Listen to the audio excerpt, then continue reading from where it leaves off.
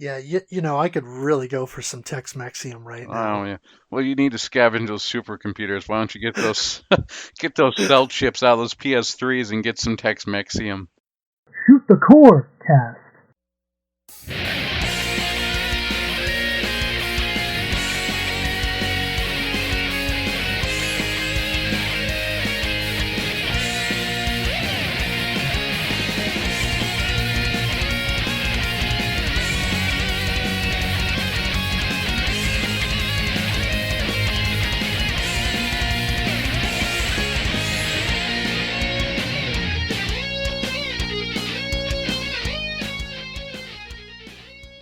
Welcome to Shoot the Corecast, the official companion podcast to the RF Generation Shmup Club. This is the family-friendly, shmup-themed podcast that would really like to see sharks with blazing lasers attached to their foreheads. From rfgeneration.com, I am MetalFRO, known throughout other parts of the interwebs as the Game Boy Guru, and as always I have with me today... Addicted, also known as Addicted to Shmups. Indeed. And RF Generation is where you want to be, rfgeneration.com. That is where we host the Shmup Club every month, so you can come and join in and play along with us with the Shmup of the Month that we're playing. There's also the regular community playthrough that's hosted by the Single Banana and Grey Ghost 81. We have great forums where you can come and have good conversation with people, especially with these playthroughs. We also have a huge database that you can search, and a lot of games that are listed there. You can create a collection list there so you can track your game collection. You can also create a wish list. We have sale and trade lists and posts in the forum for trading and selling. And so lots of cool resources there. And we also have a Discord channel, which Addicted and I are both members of. So come chat us up. Yep, and I believe that the Pain Yourself with Submissions is coming up soon. For those of you who don't know, that's when you submit stuff such as images or UPC codes or other stuff into the variations or new titles into the database, and the person who ends up getting the most gets a prize. They haven't announced the prizes yet, but I believe last time it was like $50 gift card to Amazon or something like that. Oh, wow. Yeah, so it's definitely worth checking out. Yeah, I really need to submit a few things, because I know there are a handful of games I have in my collection that are not in the database, and I don't have a good scanner right now to do photos or scans of like the cover and the cartridges or the discs, that kind of a thing. But I'll have to figure out a way I can make that happen. Indeed, I'm going to be adding some myself. I'm going to try and see if I can find a couple Skylanders that no one has entered in. Ooh, that might be tough, because Zagnorch may have already entered them all twice. Oh, yes, and we're going to mention him again at the end of the podcast when we talk about the game for September. That's right. But first, let's cover the game that we covered in August, and that was Blazing Lazers, aka Gunhead. It was released for the TurboGrafx 16, the PC Engine, and you can also find it on the Wii U eShop. I'd like to shout out our participants for the month of August. They were MetalFRO, Addicted, Crabmaster 2000, Duke Togo, Zoido, Kointen Goku, and Dougley 007. Yes, and I forgot to put it in our outline here, but we did have a late entrant. D. Tungsten jumped in on the last day of the month and posted a score. Oh, impressive. Those are always the people who join in late and post in a high score. You got to watch out for them. Alrighty. Well, as has been the new tradition, we have a question of the month that I put out on Twitter. Once again, this is not original. I'm completely copying what Grey Ghost 81 and Single Banana are doing on the RF Generation Playcast, but I thought it was a fun idea, so why not? As the saying goes, what is it? Plagiarism? No. Plagiarism is the best form of flatterism? Or something like that? I don't know. Something like that, yeah. It's imitation is the sincerest form of flattery. Yes, that is the quote. Yes. I like the plagiarism one better myself, but here we go. Yeah. So the question of the month is, if you could change one thing about your favorite shooting game, what game is that? What would the change be, and why? So here are a few answers that we got. So Easy Racer posted and said you could shoot the laughing dog in Duck Hunt. And in parentheses, he says, "You did say shooting game, right?" In all seriousness, I would make changes to the Gradius games to deal with the compounding deaths, because of the lack of power-ups. You know what? I gotta stop you real quick right there. Easy Racer, your wish has come true. Because in the arcade version, which you can still find a NES repro, they're getting a little bit more expensive, but the retro USB made them for the NES. But anyways, the arcade version, you could actually shoot the dog. So if you go to MAME or you want to track down the retro USB version, you can shoot the dog to your heart's content. There you go. But yeah, I definitely feel what he's saying in terms of Gradius with the power-ups. Recovery in Gradius games can be difficult, and there are some spots where, at least at my skill level, it's basically impossible to recover. So I understand where he's coming from. Oh yeah, Gradius syndrome is one of the hardest things to get over. It's something that we'll talk a little bit about when we talk about our Shmup of the Month, Gunhead, aka Blazing Lazers here, and the changes that they made for this. But the Gradius series in particular is just known for you go and go and go, and then once you die, well, you're done. Yeah. Mark MSX, host of the Electric Underground podcast, says, I would change the erratic slowdown in DDP, or Dodonpachi, so that I don't have random slingshot bullets murking me. And he apparently figured out how to get past that, because he recently scored his goal of getting a 2-all in that game, and so he was able to beat the final true last boss on the game out on the second loop, and recorded that run. It's up on YouTube, and it's pretty impressive. You know, he was at the last boss, he'd used up all of his bombs, and he just managed to dodge everything correctly. So congrats, Mark. Hey, I think that we'll see if we can maybe head to the dollar store and get like one of those cheap spaceships or something. Then we'll spray paint it gold and we'll give him a trophy or something. There you go.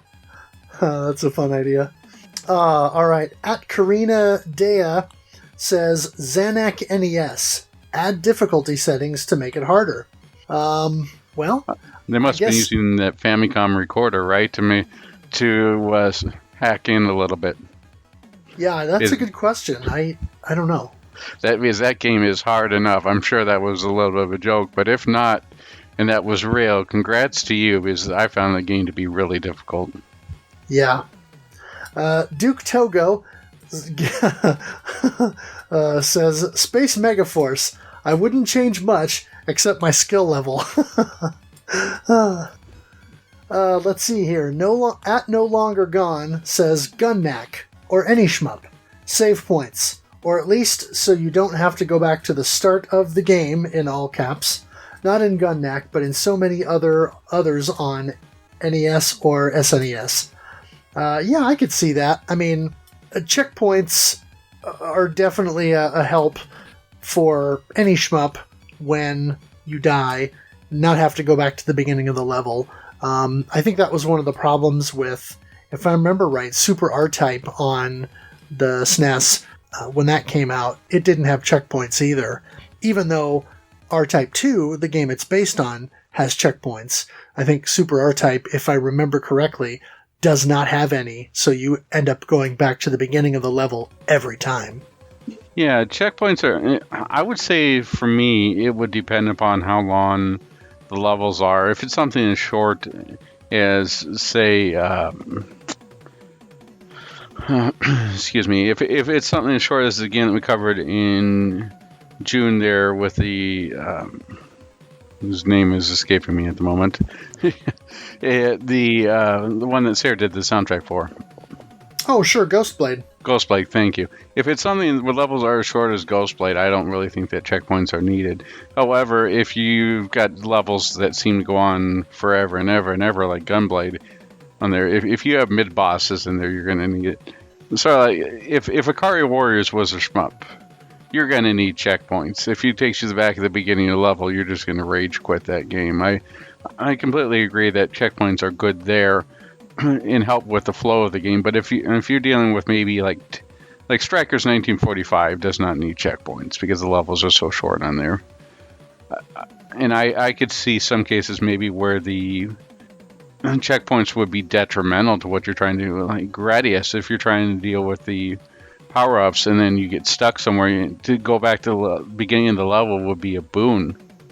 Yeah, I mean, it really depends on the design. I think instant respawn makes sense in certain games, depending on what the power-up structure is and how frequently you can get them, or, you know, games like Strikers where when you respawn, generally speaking, they're going to give you at least one power-up, and oftentimes you're going to have an opportunity to pick up at least two. And so for a game like that, that works well. But for a game where it's more rigidly structured, then if you go back to the checkpoint and have an opportunity to grab a power-up or two or three, then at least, you know, it's more balanced in that sense. Yeah.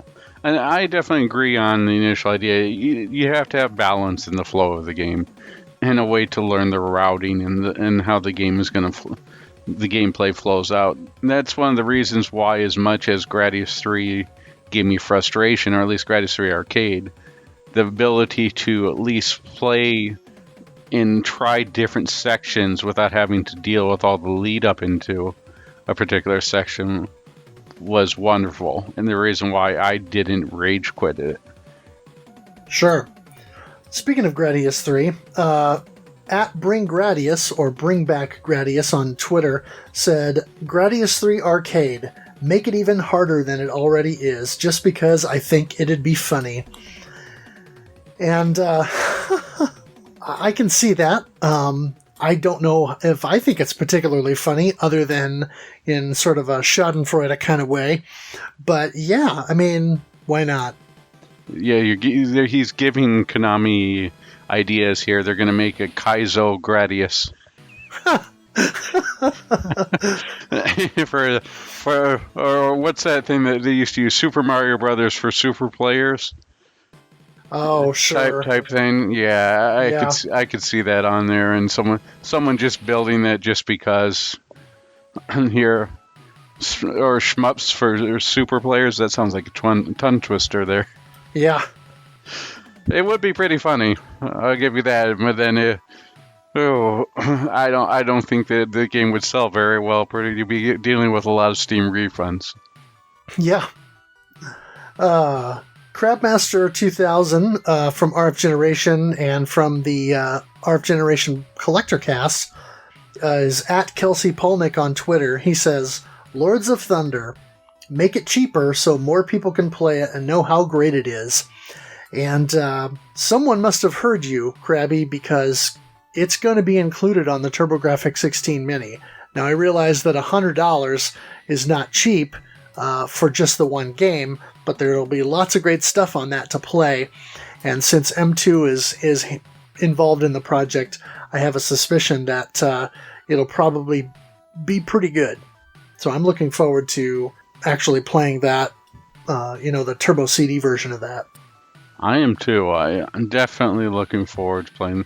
And I've had a chance to actually play Lords of Thunder on the Sega CD, and it's definitely a good game. I personally liked the Winds of Thunder a little bit more than the Lords of Thunder, but you can't go wrong with either game. Sure. Well, either way, that soundtrack is killer, and when the TurboGrafx 16 Mini comes out, I will definitely be firing that one up to play and possibly to stream. All right, you stream and I'll be there. There you go. And finally, at Super Bigger Wow says, Helsinker, make the behind stages less boring and replace glorious symbol with something else. Now, I'm not that familiar with Helsinker. It's a little bit obscure in terms of Japanese doujin shmups, although it did just recently get a Steam release. And so there's going to hopefully be more exposure to it. But I've seen it, and I've seen some plays of it, and it just looks very obtuse. So that's one of those games that if we ever decide to cover that in the Shmup Club and for the podcast, we may have to do a little research beforehand so that we actually know what's going on in that game. Sounds like a good one to try for 2020. Maybe so. Okay, why don't we start off with talking about our August 2020, excuse me, and we're going it forward in time here, our August 2019 Shmup Game of the Month, and that is Blazing Lazers. So, Blazing Lazers was a joint project between Hudson Soft and Compile. Now, for those of you who want to go back to our episode earlier this year, Zanuck was our first Compile Shmup that we covered. Here, they're known for the numbered power-up systems, such as Weapon 1, Weapon 2, Weapon 3, Weapon 4, with each one doing their own thing. Can you think of any other stuff that would be sort of a Compile template for a shooter? Yeah, I mean, one of the other things that Compile did was that they had games like the Aleste series where you would shoot a drone ship and it would shoot out these little chips that you would collect to kind of slowly power up whatever your primary weapon was. Or like in Zanuck that we talked about, where you shoot the boxes and then these white power-up chips would be there. And so if you collect enough of those, then you could bump your weapon up a level. And so that's one of the Compile things that is kind of common with their games. All right, and we're going to switch over to Hudson, publisher in this case, Hudson Soft Co. Ltd., Kabushiki, Gaisha Hudson Softo. Started in May 1973, initially as an amateur radio shop. In 1975, they began selling personal computing products, then later began creating video game software, as well as video game hardware. In 1983, Hudson became the first third-party publisher for Nintendo's Famicom console. In 1983, that was also the year that Sega released the SG-1000, if I remember correctly. It was. So definitely a lot of innovation and competition in 1983. Hudson Soft is well known for several series of games such as Bomberman series, Adventure Island, Bonk, or BC Genjin titles, and the one that we'll be talking about in a little bit here, the Star Soldier series of shmups. In 1987, Hudson partnered with Japanese technology company NEC to develop their own games console, which became known as the PC Engine, known here as the TurboGrafx 16, which, as we all know, it didn't end up very well, but thankfully is coming back next year. I believe it's February 2020 that there was... No, it's March. March 2020, yep. Among the earliest titles on the fledgling TurboGrafx 16 / PC Engine was Blazing Lazers, a collaboration between Hudson and developer Compile, known for Zanuck and the last series of shooters at that time. While not officially part of the Star Soldier canon, it shares similarities with the 3 Star Soldier games that appeared on the console. First is Super Star Soldier, Final Soldier, and Soldier Blade. I have tried Super Star Soldier and Soldier Blade, and Soldier Blade is a classic in my opinion. It's great. And Super Star Soldier surprised me. I definitely was more impressed with it and played well, and the mechanics overall was incredibly well put together package, and I expected more of an earlier look to it and was pleasantly surprised. What's your opinion on the Star Soldier series on the PC Engine / TurboGrafx 16? Yeah, I really like Super Star Soldier. I kind of like that there's a lot of weapon variety for you to choose as, before you kind of go into the game, so you can kind of sort of pick a weapon loadout. Soldier Blade is a very tight experience, and it's one that I like quite a bit. Final Soldier I haven't warmed up to as much. There are things I like about it, and there are a lot of people who like it and who have been singing its praises recently, so that's probably one that I need to go back to. Unfortunately, we never got it here in North America, but it's on the PC Engine Best Soldier Collection on PSP, so I've got it there. So I just need to give it some more time, and maybe something will click with me. And we know exactly how to give it you some more time. We'll make it a Shmup Game of the Month for 2020. All right, hallmarks of both Hudson and compiled shooters can be seen within the game. The default weapon is very reminiscent of the standard SARS soldier weapon, and the weapon numbering scheme along with the weapon power-up methodology is directly taken from Xanic and Alesti, both compiled games, which we spoke of earlier. There is also a caravan elements in a couple places, which is a Hudson trademark.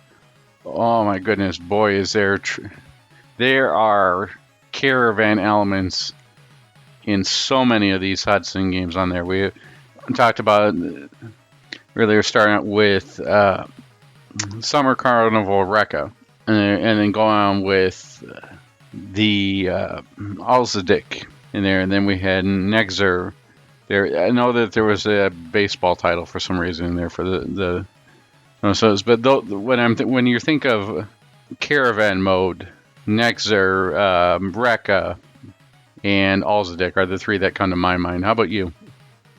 Yeah, and what I didn't realize is that at some point there was a special version of Gunhead, the Japanese counterpart to the game we're talking about here today, that was used as the carnival, one of the carnival games for their carnival shoot 'em up competitions, and so it was a specifically retooled version of the game that had like just a time attack mode, like you were, a score attack mode, like most of the other caravan shooting titles, and so that I didn't get a chance to try that out, but okay. It's kind of interesting. I can fill in a little bit on it. Caravan mode is usually it's a score attack mode, so you're going to be giving it usually a set amount of time, which is usually between 5 and 10 minutes, in order to get the highest score as you can, and depending upon if you didn't reach the end of the stage, it doesn't matter because the game's just going to go off of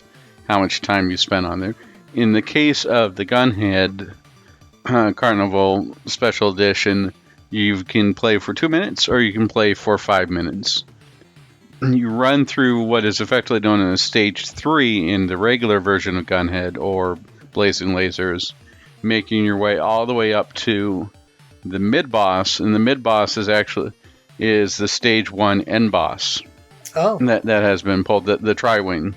Right. And then after you beat that, the game goes on as normal, and then you get up to that little spider. That thing's really weird, but the spider at the end of the level, and once you beat that, then the game is over.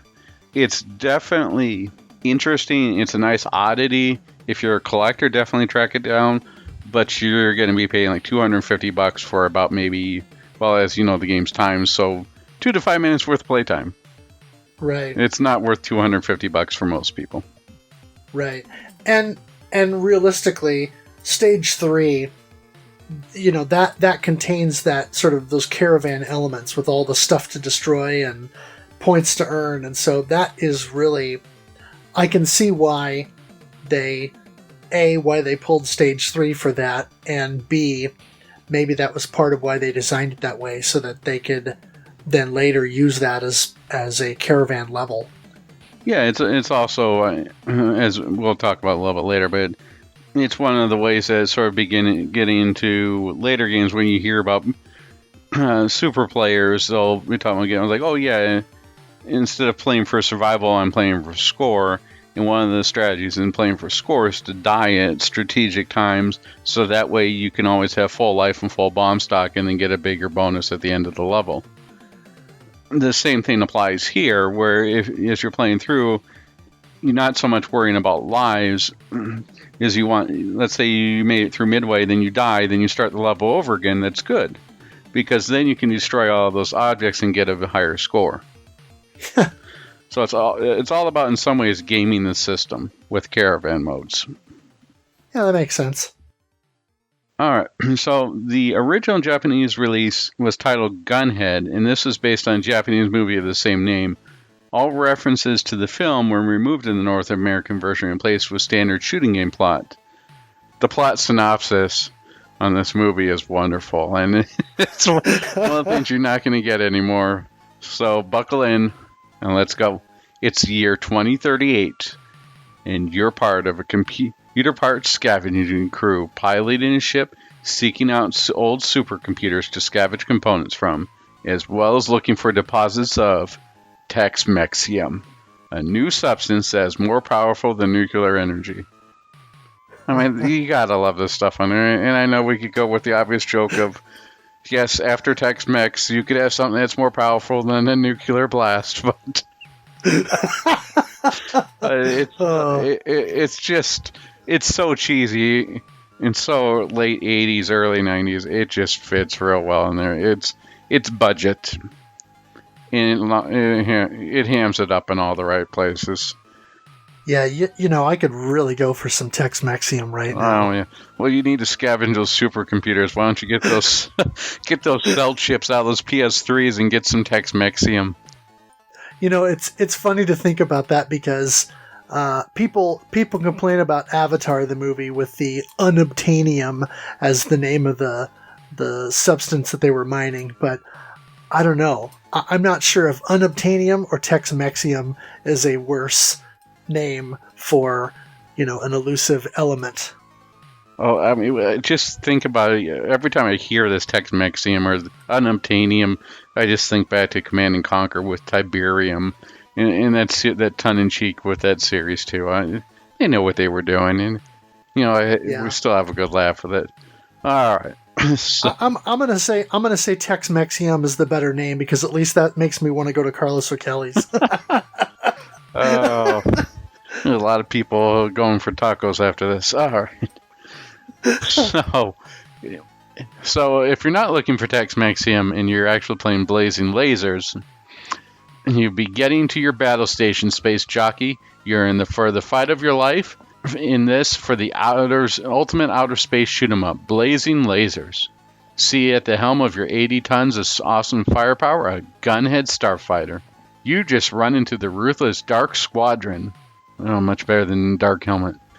Dangerously close to Earth, they threaten to destroy the world with their 8 super weapons. I was going to want to say, I wonder why the only 8. I was like, how much do you think we'll need to destroy the world? Well, if the first one doesn't hit, at least we can do it 7 more times. It takes that much Tex-Mexium. Only you and your starfighters' blazing lasers and bombs can stand between them and certain destruction. Plan your strategy and power up with 8 different enhancements that appear. You only need more than straight shooting to fight your way out of this one. You know, it could have just said like spaceship shoot lasers, pew pew. You know, and that would have been the plot for this thing. You gotta love it. I mean, it's so in your face attitude, early attitude area in a world that needs stuff that blows up. Yeah, it's great. You know, it's not overly complicated. It doesn't need to be. It's not like, you know, a wizard or a ship with one arm is coming from the moon. Stuff needs to be blown up, and you've got a ship that does it. Yep. In a world that's hungry for Tex-Mexium. Oh boy, we thought people were getting sick of the it came from the moon or in the era of great chaos jokes. Yeah. Well, I'll tell you what. I watched the first few minutes of Gunhead, the film, just to kind of see that cheesy plot synopsis, but then also to sort of get an idea of, you know, how low budget it was. And, you know, it wasn't completely terrible. I mean, they're certainly not going to be winning any awards over Industrial Light and Magic, but the special effects were at least reasonably decent for the time that it came out. And, but man, the dialogue is so bad. Well, I mean, to give everybody an idea of how much this movie ties in, when it was re-released on the Virtual Console, it was named Blazing Lasers. Yeah. I mean, part of it's due to copyright, but that shows you how much they care about it. So, why don't you fill us in on the gameplay of Blazing Lazers? Okay, well, there are 9 stages in the game. The first 8 are unique, and then the final stage is sort of a boss rush, where you have short enemy segments in between, and then, a successive boss rush with different bosses throughout the game, that of course then lead up to the final boss encounter. The stage bosses are as follows. So in stage 1, you fight, as you mentioned before, the Triclops, which is sort of a 3-way boss where it sort of has the center section and then these kind of wing deals that separate and shoot these big lasers at you. It's basically a triangle that splits into 3 parts, and you have to destroy each part, right? Kind of, yeah. And each one has sort of a little red weak spot. And that's sort of a running theme through some of the bosses. In stage 2, you have the Gatling gun, which is the mid-boss, and then at the end of the level you have Big Borg, which looks a little bit like the gunhead mech or robot that you see on the front of the gunhead jewel case for the PC Engine version. And I can see that the mech in the movie was sort of like the inspiration for that boss. Yeah, Big Borg. Does that sound like that should be at something that you get at a convenience store? Like a big gulp? Oh, well, big gulp. I was just thinking someone like maybe some sort of weird Tex-Mexican combination, or like a hot dog or something. Come on down where you can get a Big Borg and a Big Gulp for only $1.59. I don't know. Either that or the Borg assimilated a really large species. So you have Borg and then you have Big Borg. Oh, jeez. All right. In stage 3, you fight Tarax the Great, which is a sort of big, I would say spider, but it only has 6 legs, so it's just sort of like a space insect kind of thing. Yeah, it shoots out this I don't know what it is with triangles in this game, but it shoots out a triangle to sort of block your shots, and then just fires out smaller insects. Yeah. Stage 4 is the Space Prowler, which is this weird sort of pink alien flesh thing with these green pods that you have to shoot and destroy. And it's very grotesque looking, very sort of Life Force or Apodox kind of vibe going on with that boss. Stage 5, there is the Demon Rock, which is this big boulder that flies around the screen and then opens up to reveal what really looks like just a couple of dragon heads that are just sort of attached to this mechanism in the center of it. I don't know, it's really weird. But you shoot the heads and they'll fire these purple orbs at you. And so you have to avoid those and then obviously shoot the 2 heads. Yeah, that seems to be a little bit of a recurring theme here, where the bosses will split into pieces and then you just have to either aim down the center or use your split weapon to aim it and sort of shoot it at an angle. But a lot of these bosses on here, you just sort of, I don't want to say shoot the core, but you have to shoot the center of them. Right. They'll just split open. You have to shoot parts on here. Now, next one here, well, go ahead and announce it. Yeah. Stage 6, the boss is the Space Parasite. And this boss is a jerk.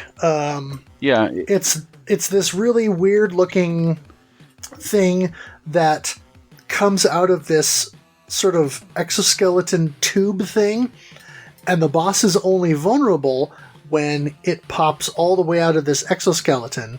There are a couple of pieces that split off from it on the top and bottom that you can take out, but the center portion of the boss is only vulnerable when it's out of this exoskeleton. Yeah. And while you're fighting it, it shoots out these sort of little green spiny things that kind of rotate around the screen and come at you. And it's just It's a terrible boss. I hate it. I keep calling it the Space Pickle. The Space Pickle. I mean, that's what it is, right? Once it comes out of the jar, you can damage it. Yeah.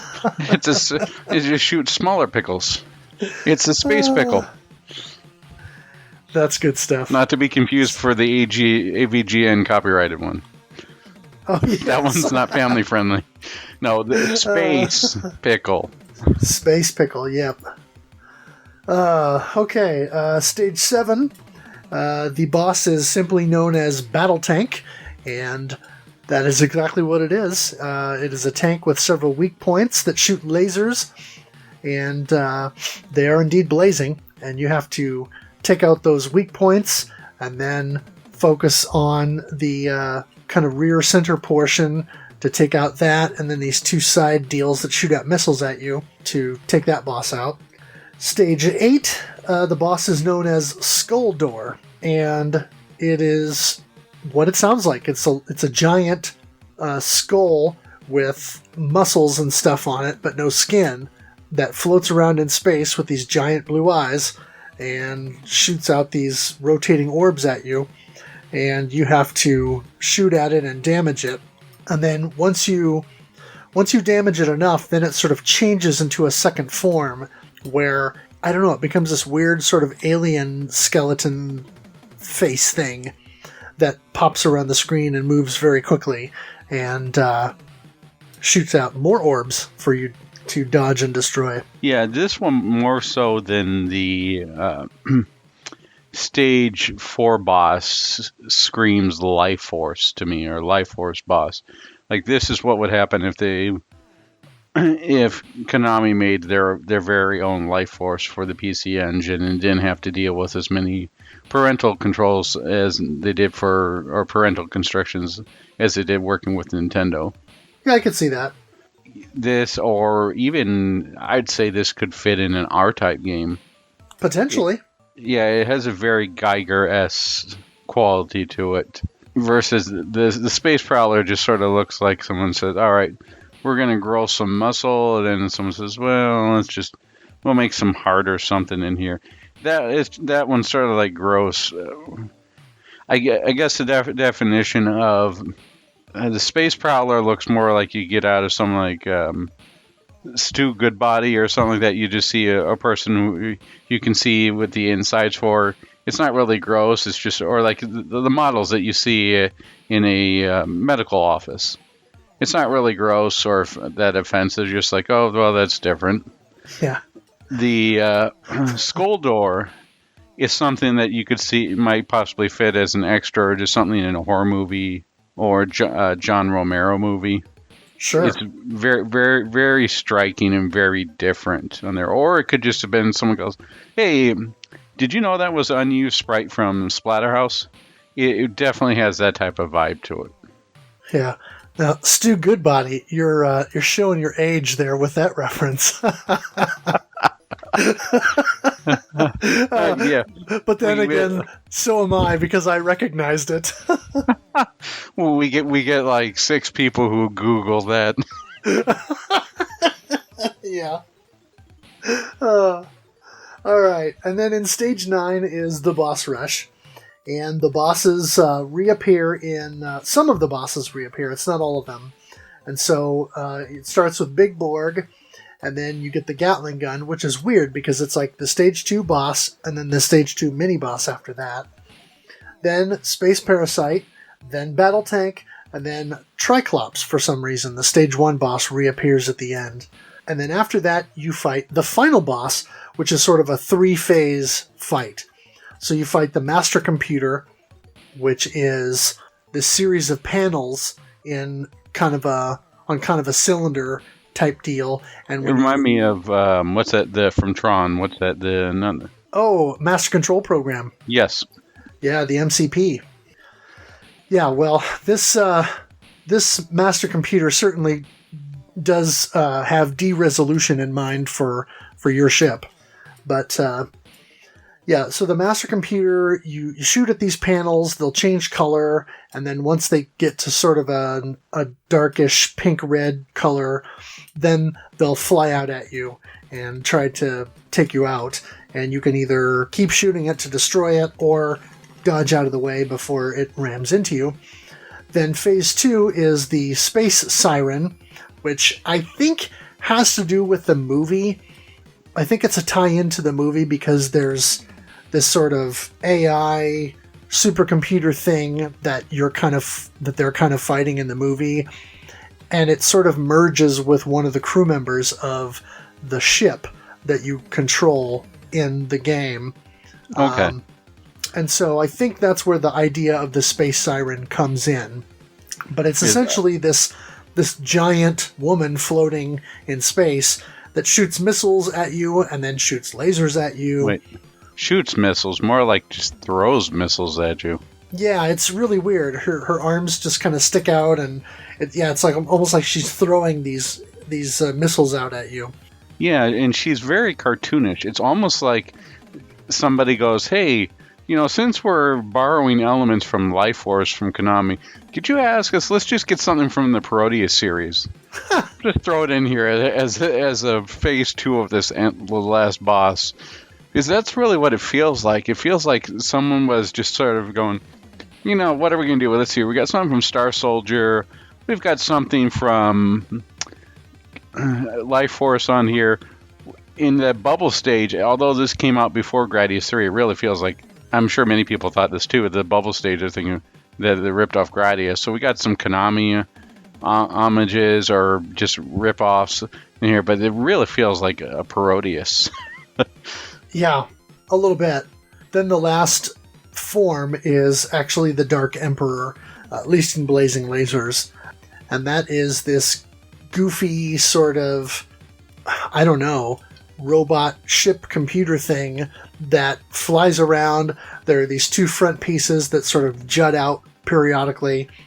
And when they do, that's when the boss signals its weak point up front. And it shoots out these little balls that once they reach a certain distance out from the ship or a certain place on screen, they'll open and shoot out these sort of spread of rings at you, which you see earlier in the game. There are enemies that will shoot those out. So it's definitely an interesting final boss fight, and something that the final boss fight itself, interestingly enough, is not overly difficult. The boss rush, getting to the final boss, is difficult, especially once you get to the point where you are past the battle tank. Getting to actually see the Triclops is the difficult portion, I think, because they throw so much at you that there's this one spot that has the enemies similar to Zanak, where enemies come down from both sides of the screen, and then when they reach your position, they'll close in on you. Unfortunately, there are so many of them, and they're so tightly packed in there, plus there's a whole group of other enemies that comes in, that it makes it very difficult to evade and get through that. And then, if you die and have to recover there at that spot, good luck. Yeah, stage 9 with the boss rush in particular, I would say is the hardest portion of the game. And it's a little bit of a shame that, at least as far as to my knowledge, I haven't found any way that you could practice that over and over, because you're going to, these levels, and we'll get to this here, these levels are long. Yeah. And if you spend all that time and then you die, here, yes, you have a way of getting out of this. They thought of a way to get out of the Gradius syndrome. But it just sort of sucks that you don't really have as good idea of what you're doing until you have to spend about 45 minutes, maybe 50 minutes each time in order to get back and try again. Yeah, it's pretty brutal there at the end. Would you like to go over the primary weapon types?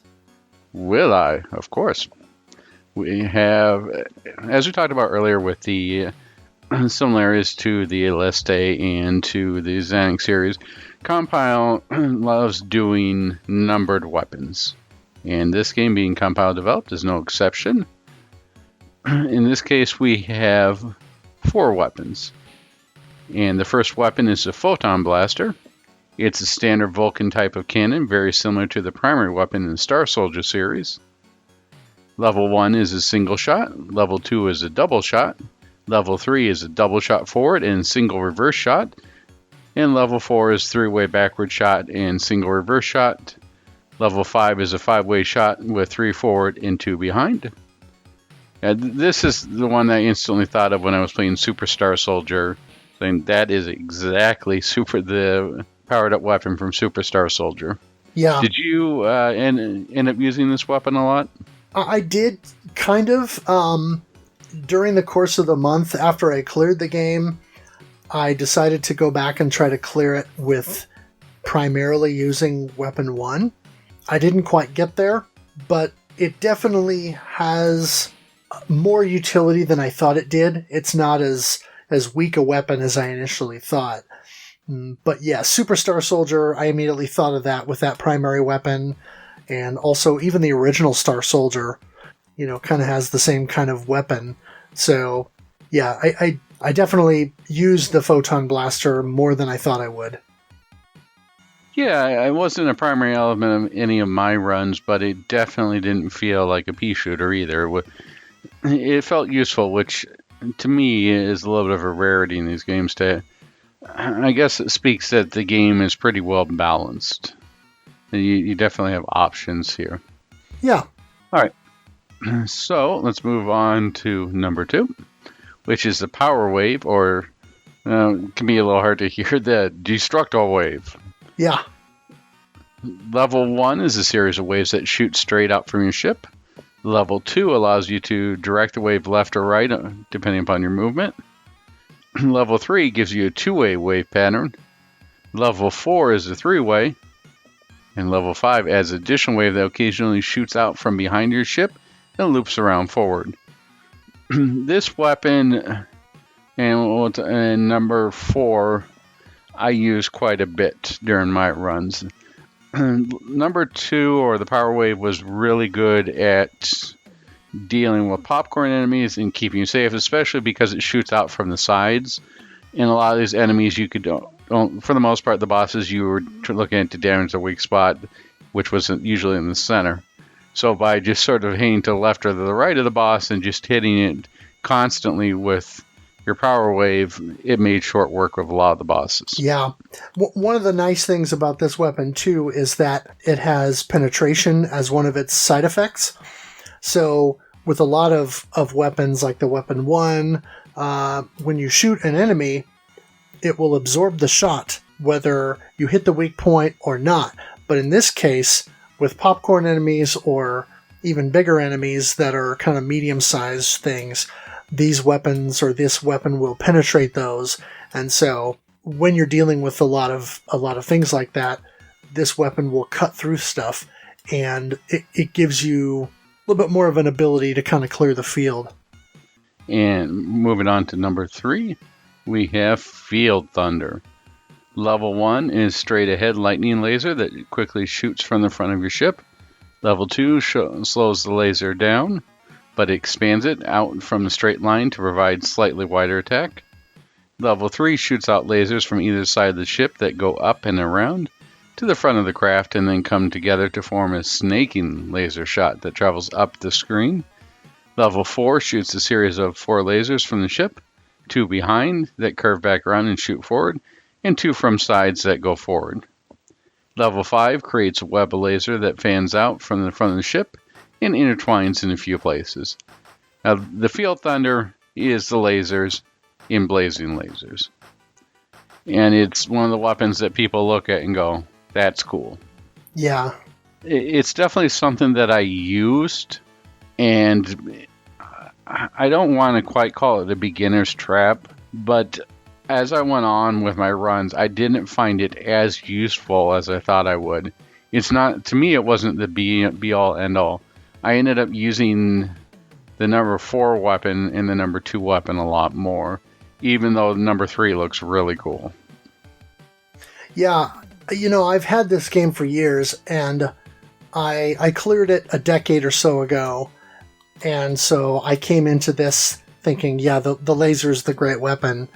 And it really is a good weapon, and it's quite useful, and I managed to clear the game with it this month, or this past month. But yeah, I think you're right. There's utility in it, and it's a strong weapon, and it's worth using, but there are a couple of caveats that I think, we can get into as we kind of go along here. One of which is the full power level 5 is a little bit harder to wield in some ways, because it does this weird sort of spiderweb pattern out from the front of the ship, but you're vulnerable on the sides unless you have a secondary attack type, which we'll get into here shortly. And then power level 4, you got the 4 lasers coming up, but then there's gaps in between those, and so you really have to know how to use that effectively.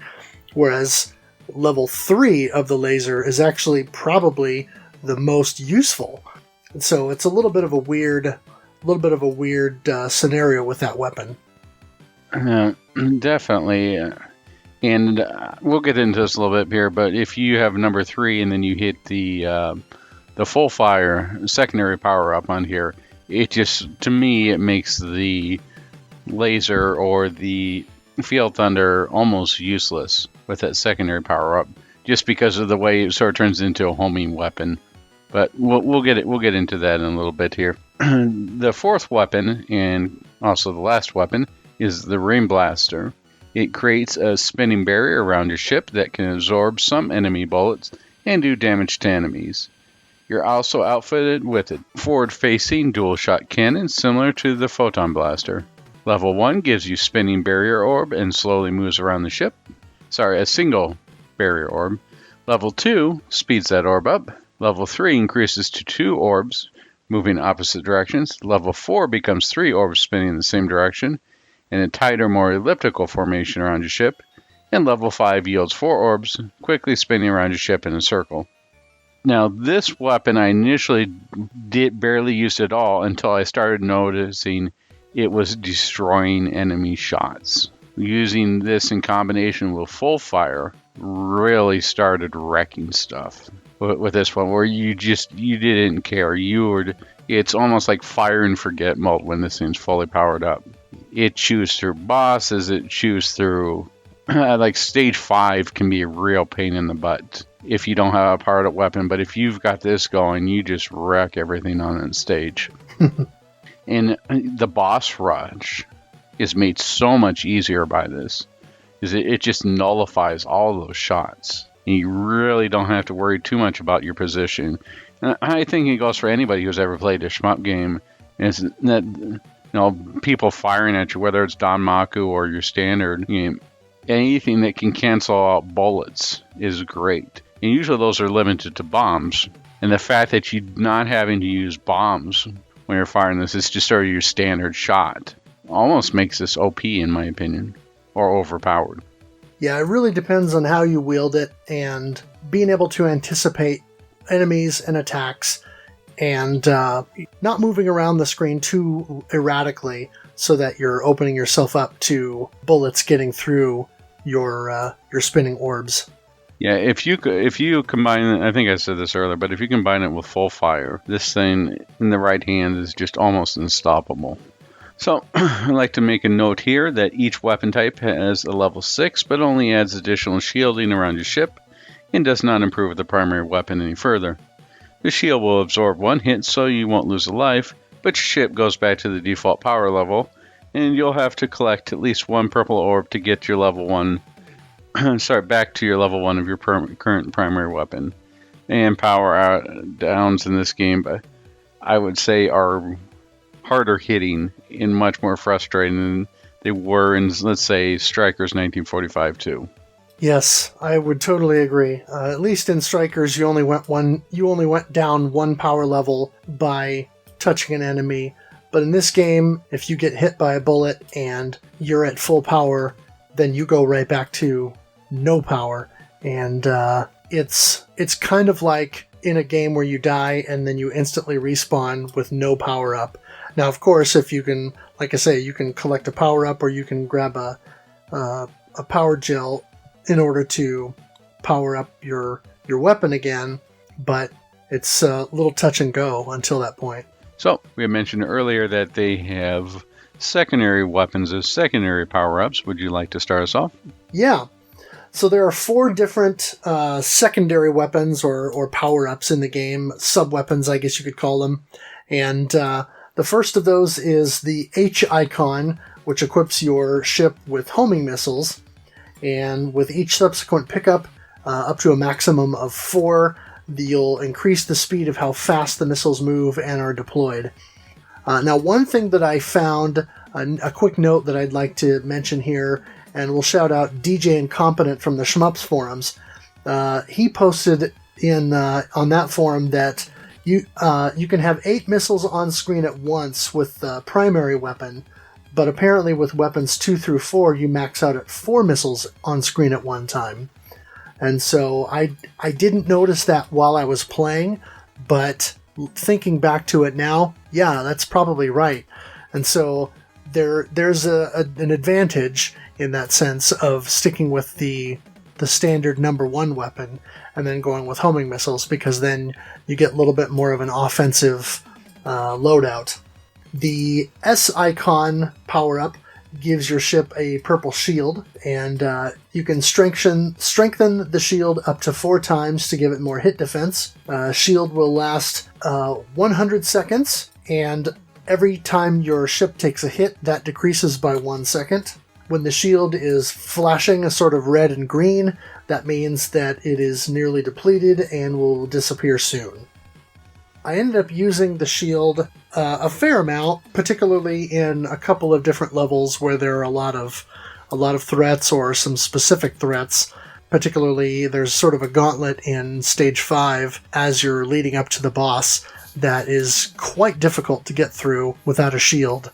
And so I used it there most of the time. It's funny that you should mention Stage 5 there, and I have to go back to Stage 4 as well. But with those, instead of using shield, I ended up using the homing missiles. The homing missiles just wrecks it on Stage 4. Especially the end boss. It's funny too, because if you'll see them, they'll just sort of like rotate around them, and you'll just see them moving back and forth over the boss's weak spot. Oh yeah. On Stage 4, the little heart. Once they destroy the body, and you get the little heart. Yep. And there's like 4 little missiles just waiting there to strike. That part, yes. And then Stage 5, there with all those pyramids and the Moai heads and stuff, and there's a lot thrown at you. And it's interesting that you went with the shield, and I can understand why, because there's a lot of things going on. Stage 5 is where I loved the weapon type 4, because you just absorbed everything, and then you just sort of fired a giant cannon forward. That is weapon type 4 fully powered up, and then having the full fire on that. That was my first choice for hitting that stage. But if I, for some reason, had to start over, lost a life, or had to catch up on it, the homing missiles, to me, were really good at hitting stuff before it even had a chance to fire. That was my second option for Stage 5. In fact, I originally used a shield, but then I stopped grabbing that power-up altogether. Right. I didn't see as much, and I didn't even realize this until later, but you can actually change the speed of your ship. Oh, yes. By hitting the select button. And that, I mean, it's not like it's as necessary as you would in like later games or games that we discovered earlier this year, such as Einhander. But it made a big enough difference that I was able to maneuver faster, and thus the shield became of less importance, so I could focus on stuff such as homing missiles if I had, let's say, weapons 1 or maybe even weapon 3. But if I had weapon 2 or if I had weapon 4, most of the time I was going for full fire. Interesting. So shield became a little bit of a non-factor for me in this. Yeah. One thing to note about the shield, and I found this interesting, is a lot of times I would, in Stage 5, I would get the shield and I would just get absolutely pelted with bullets as I was leading up to that boss, in that sort of gauntlet that I mentioned. And then a lot of times I would either lose the shield or what have you when I was at the boss. But when I made it to the boss with the shield, one of the things I discovered is that this game has a rank system. And we can get into that a little bit later, but the shield does factor into the rank system, where when you reach a boss with the shield, especially the later bosses, they will be more aggressive to you because you have that shield.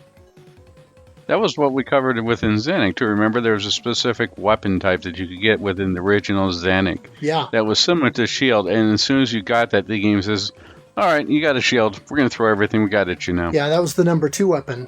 I wonder if they again, Compile developed. I wonder if there was a little bit for that. All right. Yeah. Now, the next one of the sub-weapons or sub-power-ups is the M icons, which gives the ship what's called a multi-body, or sort of a trailing option, similar to what you have in the Gradius series.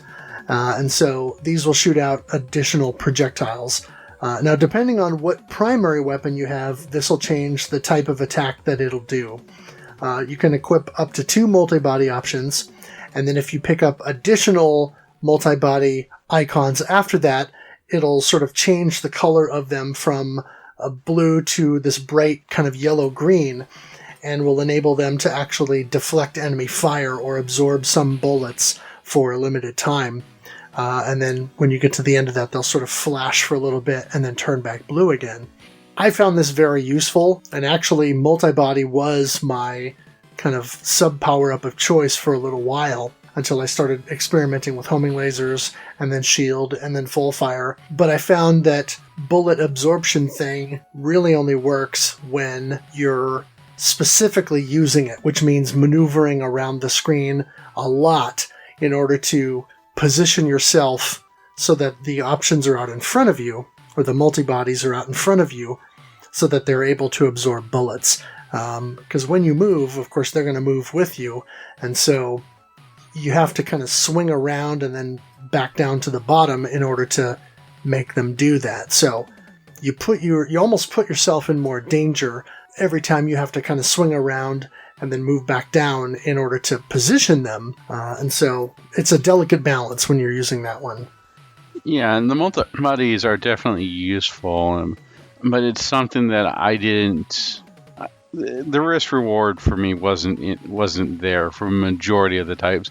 If I was using weapon 1, I found myself going for more of the multi-bodies than if I was using, let's say, weapon 4, 3, or even 2.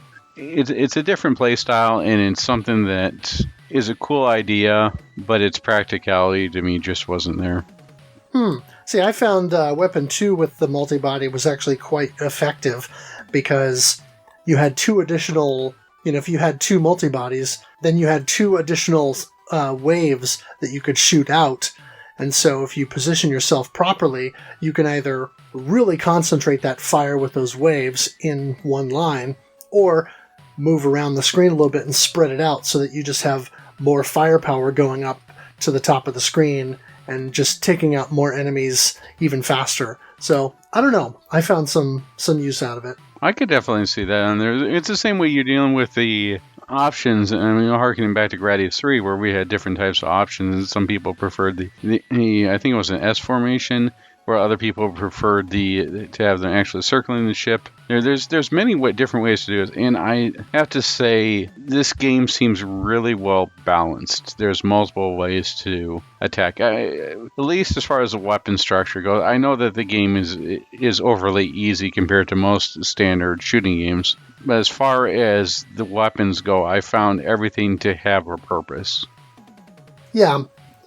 Now, the last of the 4 sub-weapons is the F icon, which, as we've mentioned a few times here, stands for full fire, and it will transform or upgrade your primary weapon in some fashion. So, if you combine weapon 1 with full fire, it turns your photon blaster into these sort of large fireballs that explode on contact, and then they shoot out the photon shots in multiple directions.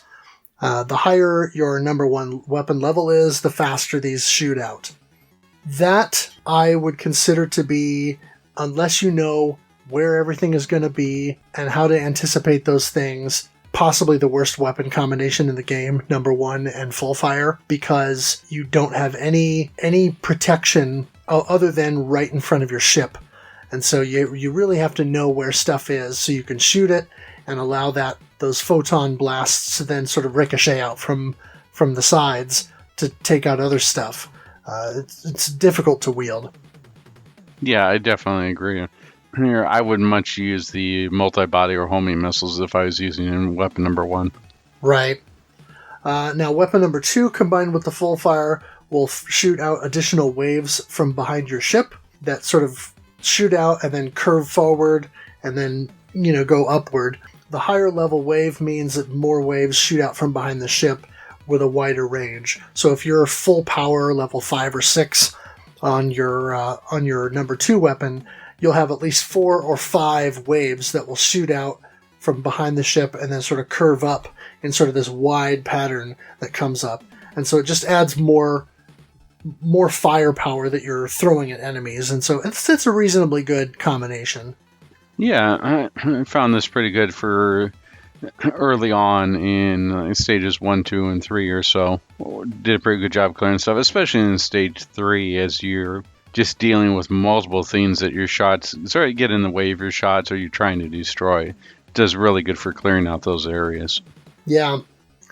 Weapon number 3, the Field Thunder, combined with full fire, turns it into a green homing laser, which fires straight out from your ship and then will turn in 90-degree angles and seek out targets. Sometimes the laser will home in on an enemy and circle around there to damage it until it's destroyed. Going into the playthrough last month, this was my favorite combination because I remember having a lot of fun with it back when I played it years ago. But digging into this game a little bit more specifically, I would say that's diminished somewhat. There's definitely spots where it makes sense and it's quite useful, but in a place like level 3, which is a sort of caravan type level where there are a ton of enemies coming at you and obstacles and things that you have to deal with, it can be very frustrating because it doesn't always hit the targets, or you'll hit a target and then it'll shoot off to the side rather than circling around to the next enemy on screen. And so it's not so much a homing laser as, I'm not even sure how I would refer to it. It doesn't shoot out and seek out all targets until it either expends itself or, there's nothing left to shoot. It's just very erratic in the way that it works. It's not very predictable, which makes it more difficult to wield and subsequently a lot less useful. I wouldn't go so far as to say it's useless, like you have, or nearly useless, but certainly it's a lot more situational than I previously thought. Yeah, I wouldn't say call it useless either. I would call it a frustrating combination, or to give it a better analysis, I would call it the autocorrect weapon. Because while it has its uses, most of the time it just sort of does its own thing. And when you're trying to fight out and kill a specific enemy, I don't want it trying to go, oh no, this enemy takes priority. No, I want to be able to tell this is what enemy is going to take priority, not let the game decide. And it's not good enough yet where it can stand on its own. There are games where that stuff has changed, specifically the Raiden series. When you got that the homing toothpaste in Raiden 5, and I can't remember it's in the earlier games, but specifically within Raiden 5, that homing toothpaste, it's just sort of sitting out there going, all right, I know you're coming, and it just kills the enemies. Right. It's fully there. This is like a partially realized idea where it's not quite there. Again, that's why I call it the autocorrect. Because sometimes it does a good job, and sometimes it doesn't, but I don't want to leave it within the game's hands to tell me what it should be prioritizing. Right. The real question is, if you said full fire Field Thunder really fast to your phone, what would autocorrect interpret that as. I'm sure someone's going to tell us or tweet at us. Exactly. And then with weapon number 4, the Ring Blaster, full fire will send out a volley of rings, similar to the orbs that rotate around your ship. The higher your number 4 weapon level, the more orb rings shoot out, up to 3 in a formation at full power, making the number 4 weapon much more offensive than it is by default. Now, you already mentioned that that you were using this, and I did, and I never used to like the number 4 weapon. With the full fire at full power, I do, and I enjoyed it quite a bit. I attempted a number 4 full fire run, but I found that, and I don't know if it's just because I get nervous and I still run into stuff or bullets get through the formation of orbs, but I still never was able to fully get through that gauntlet in level 5 of the pyramids and Moa heads and all that stuff to reach the boss with the full fire and the number 4 powered up. I always died before that and had to just kind of cheese my way through that.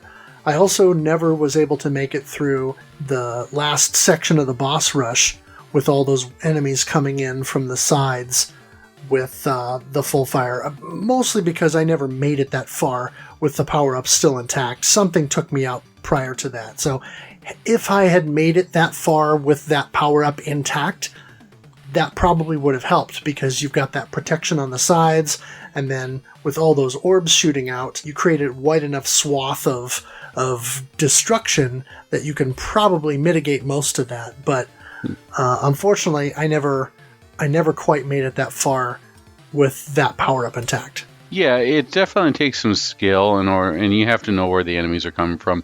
I wouldn't recommend it for your first playthrough on there. I would recommend if someone starting out with this game to try the Blazing Laser option, or number 3 for starting out. 4 is more like an advanced option. Even then, you're not going to be using it the entire game. I mean, I would consider it a little bit suicidal to try that in stage 3, or the caravan stage. You're going to be looking for a little bit faster weapon there. You're going to be looking for maybe 2 in order to get through that stage, because there's just so much that you need to cut through. In 4, while being with full fire, and you do get a lot of destruction, it's a slower rate of fire.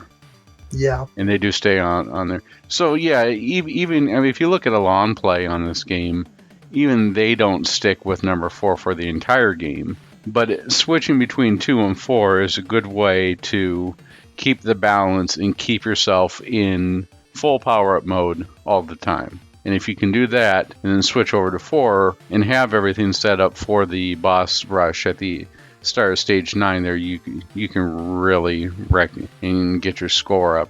I'm going to wreck it! Yes, you are. Now, this next one that we're going to talk about here, I'll let you talk about it, then I'll put it here. Go ahead. Yeah. The other thing to note is that for every time you pick up one of the sub-weapon icons, you'll get a bomb added to your stock. And you can carry a maximum of 16. But when you die, your bomb stock gets reset to the default, which is 3. Yeah, the bombs is something that throughout all of my playthroughs on this game, I completely forgot that they were there. And I have to credit all these Danmaku games that I've been playing. You know, I was playing Ketsui, which, it's not as much, but I was playing a lot of Mushihime-sama Futari, or a lot of Futari. Even then I was playing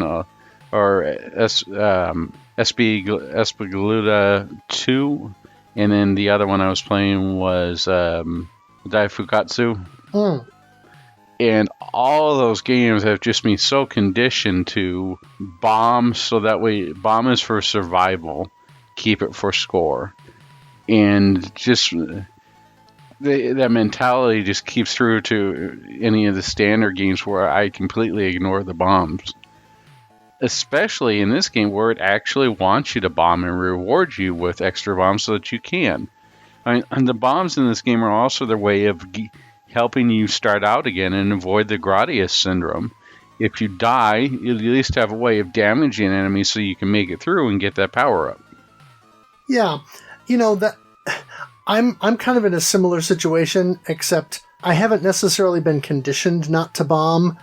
I just sometimes forget that I have them. But in this game, I definitely tried to make use of them more because they are so useful and because you get to carry so many of them.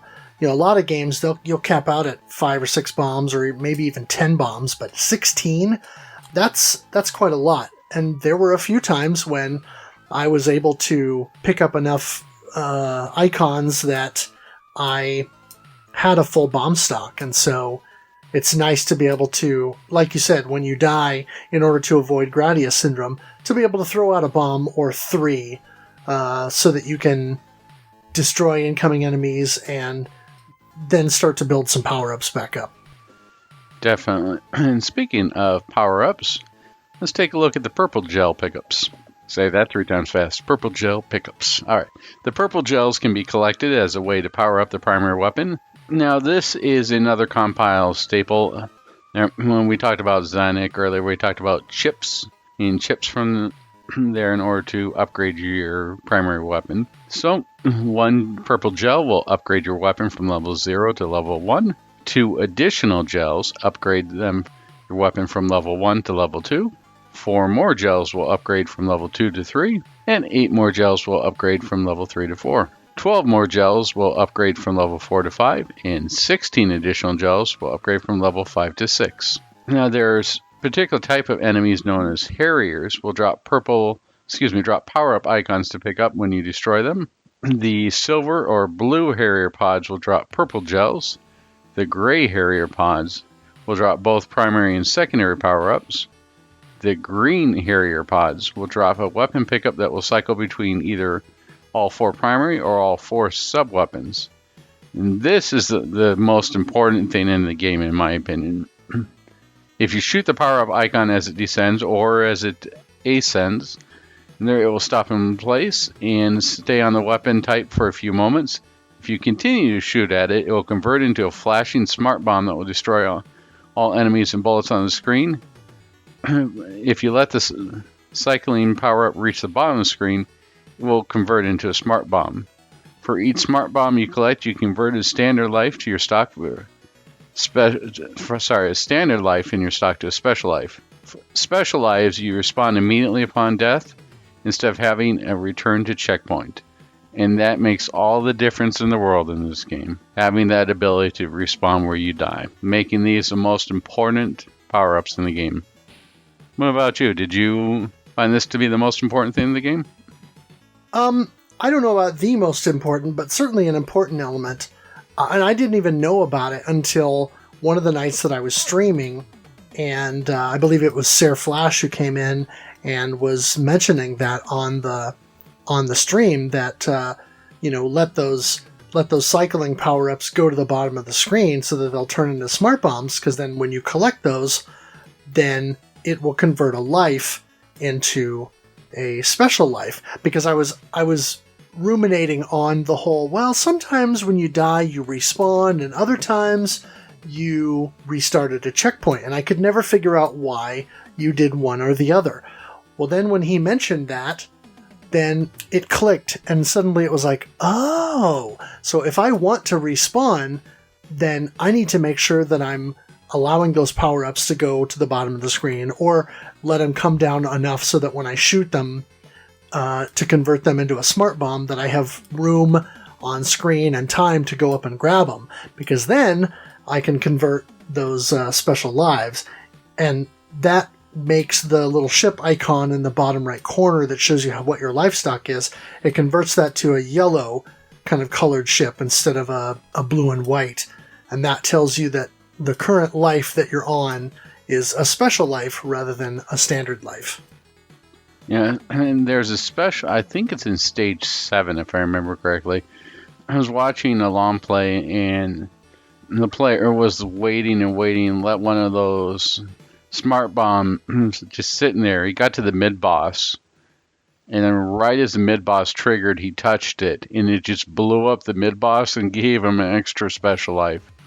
It's like that is definitely the way to do it. Yeah, and you can stack them. That was one of the things that he made sure to tell me, is that even if you don't collect or reach a score level when you collect the smart bomb to earn another extend, it will allow you to stack them so that, let's say you have 7 lives right now, and you collect 3 smart bombs. Well, you don't get another 1-up in the time that you're collecting those 3 smart bombs, but that means that the current life and then the 2 lives after that will be special lives. And so you'll be able to respawn multiple times. Very, very useful, and something that, it's very important to learn how to do that, because that really helps in order to make more progress throughout the game. Yeah, the appearance of the Harrier enemies is apparently, well, at least according to the facts on the Shmups forum, tied to a carrier points mechanic in the game. As you destroy enemies, you accumulate these carrier points, which various enemies worth off differing amounts. Once you've reached 256, a Harrier enemy will spawn. Every 8th Harrier will be a green one, which will yield the cycling weapon or sub-weapon icon. Yeah, and I did not know that pattern. Similar to kind of the pattern that Duke Togo was talking about in the Zanuck episode, where the numbered weapon ships that come down always come down in the order of 1 through 7 or 0 through 7. And so in this same kind of similar fashion, it's every 8th Harrier is one of those green ones. And so if you destroy more enemies and make it your mission to shoot everything, basically, so that you can make more of the Harriers appear more frequently, then you can then in turn get more of those green Harriers to show up, so then you can farm for those smart bombs and those special lives. Definitely cool. I hadn't heard that before. All right, so we also have a hidden 8-way power-up in the game.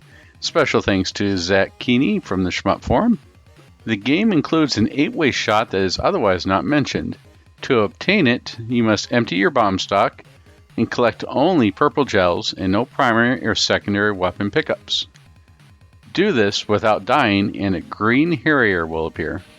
Shoot that and a new power-up weapon will be available, which looks like a splashing version of your ship.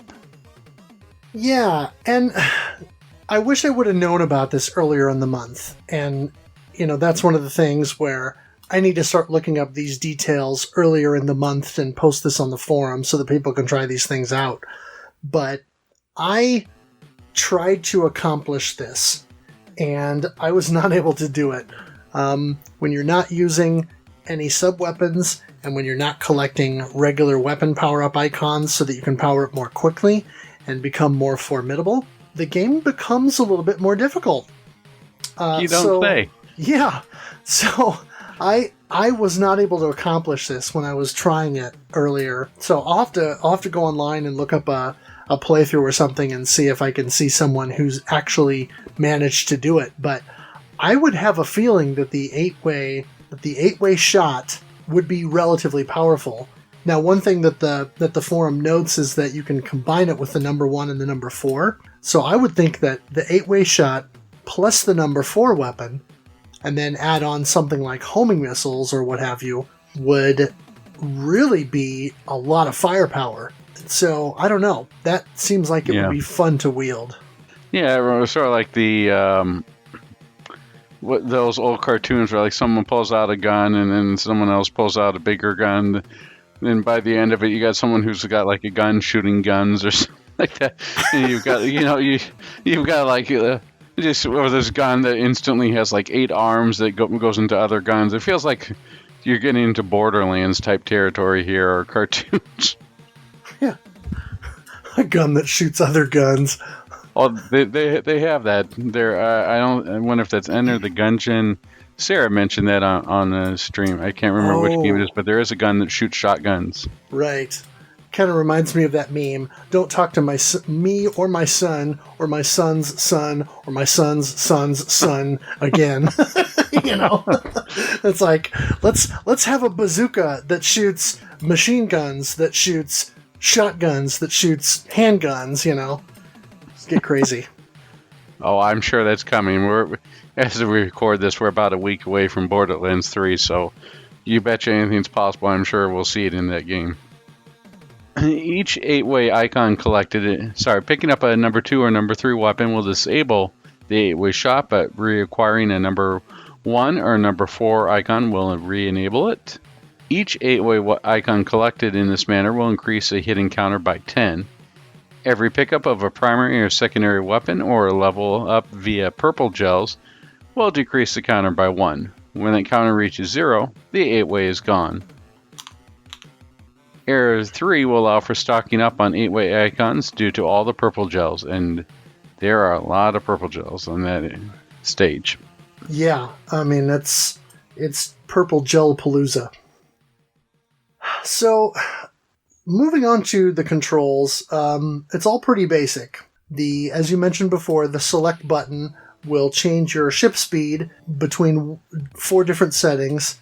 The default speed is 2, but you can go to the 1, which is slower, and then, of course, 3 and 4, which go progressively faster. The run button will pause the game. The number 2 button, at least on the TurboGrafx, will fire your primary and secondary weapons, and then the number 1 button releases a bomb. Now, one thing that I'll mention is the game has auto-fire already included in it, but I was playing around with this because, of course, the TurboGrafx 16 stock controller allows for 2 different levels of turbo. And so I turned up the turbo to the top level and was messing around with the number 1 weapon, and it actually shoots that out in these sort of really quick bursts. So instead of just a steady stream of photon blasters coming out, it shoots out these really fast bursts of them. And I found that to be quite useful. So that may be something that would be fun to try with the number 2 weapon as well, because it actually shoots them out faster than what the standard rate of fire is. So that could be useful in, giving you a little bit of an edge. Definitely sounds interesting. I'll have to give that a shot. And there are also a number of secrets and cheats that we've kind of compiled between the Shmups forum and some information on GameFAQs. At any point during the game, if you hold down run and press select, you can sort of do a soft reset of the game, which is a nice feature. At the title screen, after pressing run at the title screen, if you hold select until the game begins, it'll give you 30 credits, so you can have more continues. There's some hidden difficulty options in there as well. So during the title or intro screens, if you hold select and then press the number 1 button, the bomb button, 10 times, that'll take you to a screen where you can choose between hard human and then the default of normal dog difficulty levels. If you repeat that code once more, you can add the Supermania difficulty level, and then one time after that, and you will unlock the God of the Game difficulty level, which is the hardest. Once you have your preferred difficulty selected, then you do a soft reset to exit that screen. I tried the hard human difficulty, and it is definitely noticeably harder. Bullets go faster, they fire more frequently, enemies are more aggressive, and so it's definitely a step up. I can only imagine how difficult Supermania or God of the Game are. So, I mean, if you're an absolute Blazing Lazers masterclass kind of player, then, check out those harder difficulties and maybe give yourself an extra challenge. Yeah, it's not as offensive names as we dealt with in last month's for Strikers 1945 too. Dog is there, but we don't see like, hey, a monkey could beat this type difficulty. Yeah. The game has a sound test. At the title screen or intro screen, press left and right 8 times. Apparently this doesn't need to be done particularly quickly, but it does need to be done accurately. Then while you're in sound test mode, if you press bomb and then shoot, and select 21 times, you will be in the debug mode. If you enter the sound test code during the intro, a ship or laser blast may appear at the bottom of the screen. Otherwise, there's not necessarily an indication that you're in debug mode, other than now you can select sounds higher than the label of 4C. And so when you're in debug mode, use the level select, let's see here, the level select, so 00 will get you to level 0, which I guess is the intro, and then 09 will take you all the way up to level 9. If you use the level select to go to the level that you want, then hold down 1 and 2 and press start to begin that level, you'll start with 10 lives and 10 bombs, which gives you a little bit of a leg up. If you select 83 from the debug, it starts with half game with lots of satellites. I'm not entirely sure what that means. I did not try it. And then if you enter 77 is the code in the debug mode, then press up and down before leaving debug, you'll have invincibility. If you go to the sound test, if you enable the sound test cheat, and then press 1, 2, and then select 22 times, then hold select and run until the game starts, you'll start out at the beginning of the game with 30 continues. Apparently you can view the ending if you hold right and keep pressing run quickly at the title screen. That's another one that I didn't try. Here's another interesting one that I saw was if you don't shoot any of the bosses on odd numbered levels, so like 1, 3, 5, 7, and 9, then you'll receive lives, bombs, and the score the boss leaves. So you'll get 16 lives, you'll get 36 bombs somehow, and then you'll get double the score that you would normally get by regularly defeating those bosses. So essentially it's just timing them out, which is interesting. I didn't know you could do that. So that might be a fun one to try at some point, just to see what that does. Yeah, that was definitely a lot of fun to do in Einhander, is to just sort of wait out the enemies. I can't remember if it was stage 6 or not, the one that just sort of said peace out or exit stage left and just jumped off the carrier. Oh, yes. Yeah, stage 5 or 6. I think you're right. Speaking of the bosses and the stages here, let's talk a little bit about the graphics.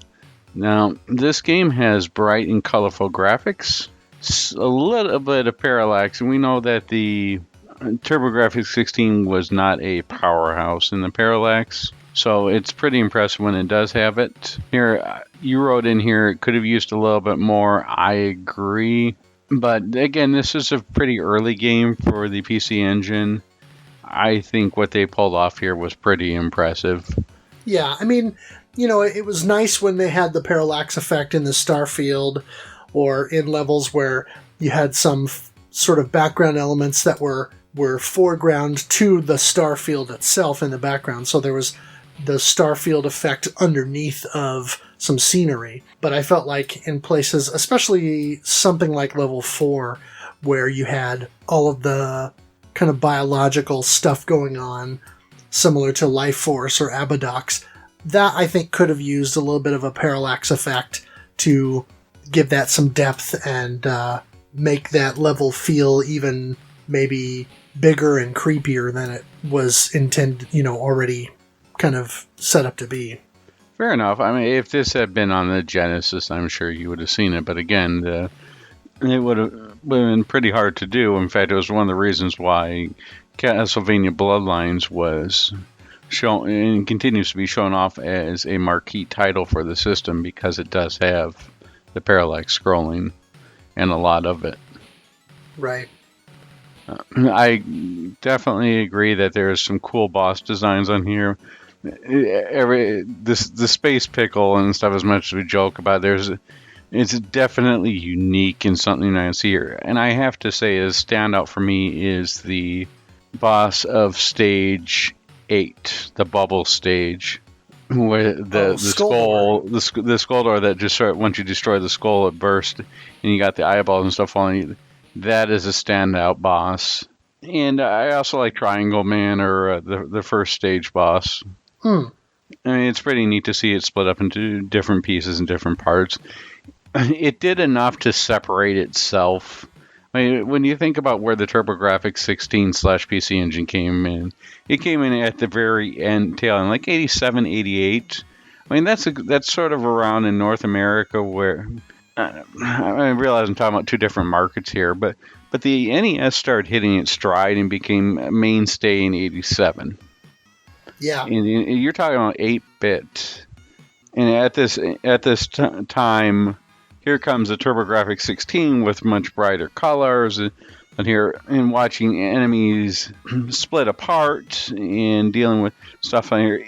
It's definitely visually impressive and something that you wouldn't normally see until, let's say, maybe around 89, 90, or as you start to get into the early years of the Sega Genesis. Right. And is there a boss on here that particularly strikes with you, or are you going with the muscular skull? No, Skull Door I actually thought was a little bit derivative, but maybe that's because we've seen stuff like that in other games, not necessarily in other shmups that we've covered, but it's kind of a motif that was used throughout the 80s and early 90s in action games. No, the ones that stood out to me were definitely the Space Pickle, Space Parasite. Tarox the Great from level 4 was kind of a standout just because of its weird design. The Gatling gun was kind of a neat power or a neat boss. I felt like they could have done more with that because it appears to have all these cannons on the front, so its attack pattern could have been a little bit more varied or what have you. But yeah, and even the Triclops I thought was a pretty cool boss. The last boss was interesting. With the different phases and so forth. Even with the whole floating space siren weirdness notwithstanding, at least it was unique and different. Yes, I will definitely say that they were memorable. The majority of the bosses were memorable. And we had talked about this here with some of the motifs, such as the bubble theme for Area 8, the Moai heads in Area 5, and the bio theme or the Life Force theme in Stage 4, and again with the Skull Door boss. It's a little bit hard to tell where it's paying homage versus where it's ripping off, especially when we talked about Stage 8, because Gradius 3 came out the same year that Blazing Lazers / Gunhead, or at least Gunhead did, except Blazing Lazers / Gunhead came out first. The arcade version of Gradius 3 came out in November of 89. Oh. So it's a little bit hard to tell who's copying who. It just may be that, we got these where a great idea is a great idea, and multiple people are thinking at the same time, and you just sort of get that weird coincidence. Must have been something in the water over in Japan. Someone go, Mr. Bubble. Hey, I know. Yeah, it's just one of those weird coincidences on there, and it's a little bit too easy to say that it copied Gradius because it seems so obviously a Gradius thing with having a bubble stage. Right. But it's weird because it didn't come out until November, and then the first time it came over to the U.S. for Gradius 3 was on the PlayStation 2 collection. It's just. Well, the arcade version, yeah. The arcade version, yes. I don't mean the Super Nintendo version that came out with the launch, but yeah, it's really interesting on there. One of these days I would like to see an interview and actually say whether this was just sort of happy coincidence or maybe they went to Konami and said, what you guys working on? Yeah, but interestingly enough, of course, is now Konami owns Hudson, so it sort of comes full circle regardless. It does. The power wave effect, you said it can be a little bit dizzying if you concentrate. Yeah, and I think I agree on here. It can be, if you stare at it, I agree. But overall, I didn't find too much problem there. You care to elaborate a little bit?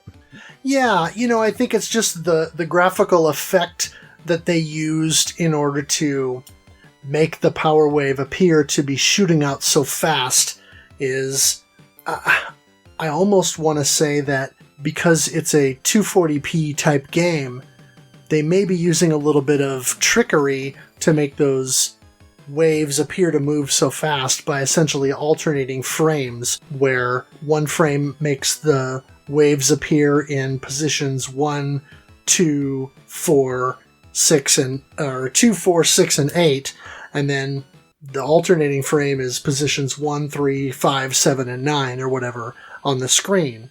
And so I think maybe it's using that kind of effect to make it appear like the wave is shooting really fast and it's flashing while it's doing that.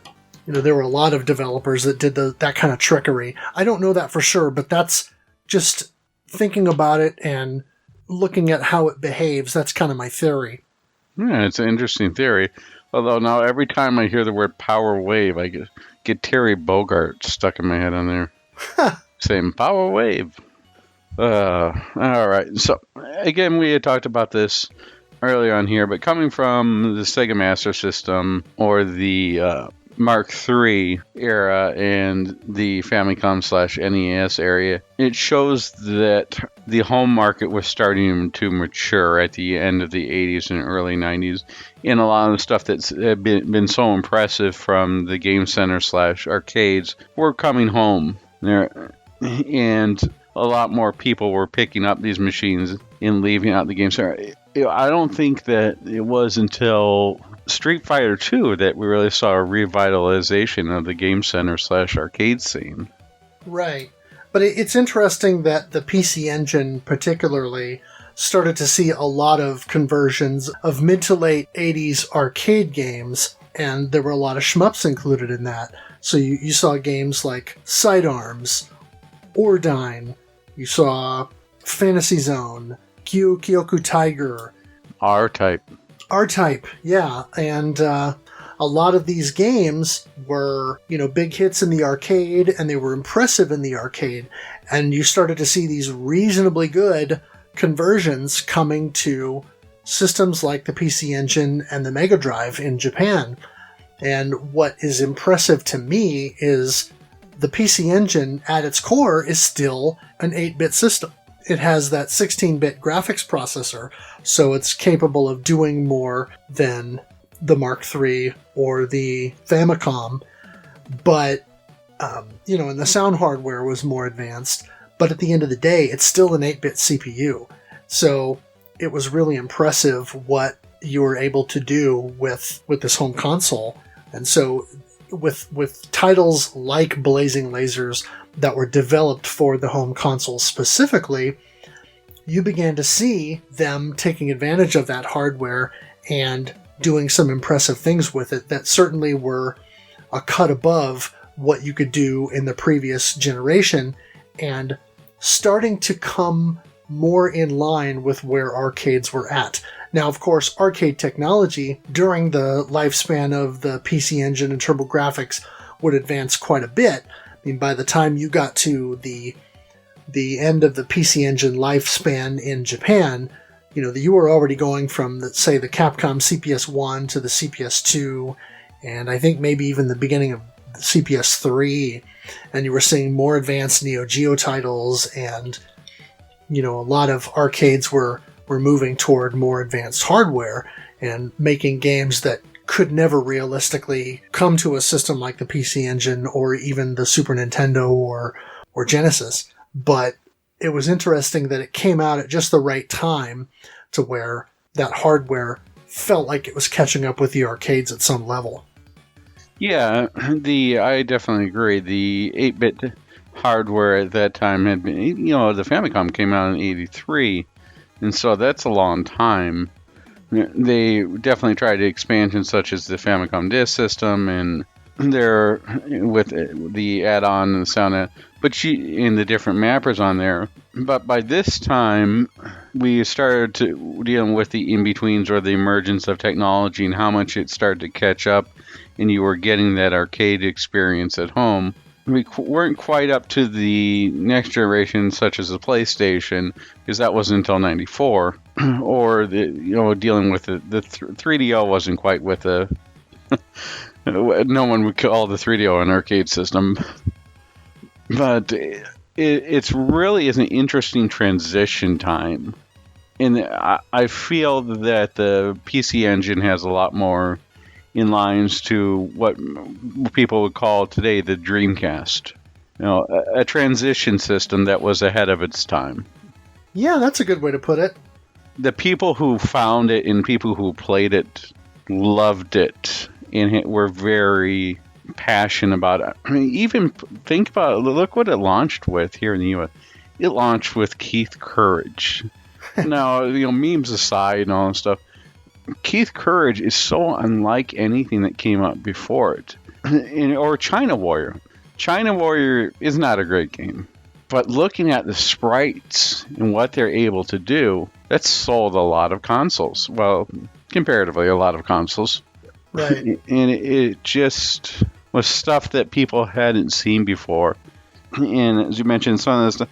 Or the other thing I want to add into your discussion or add to the discussion is that you had talked about bringing out all the arcades.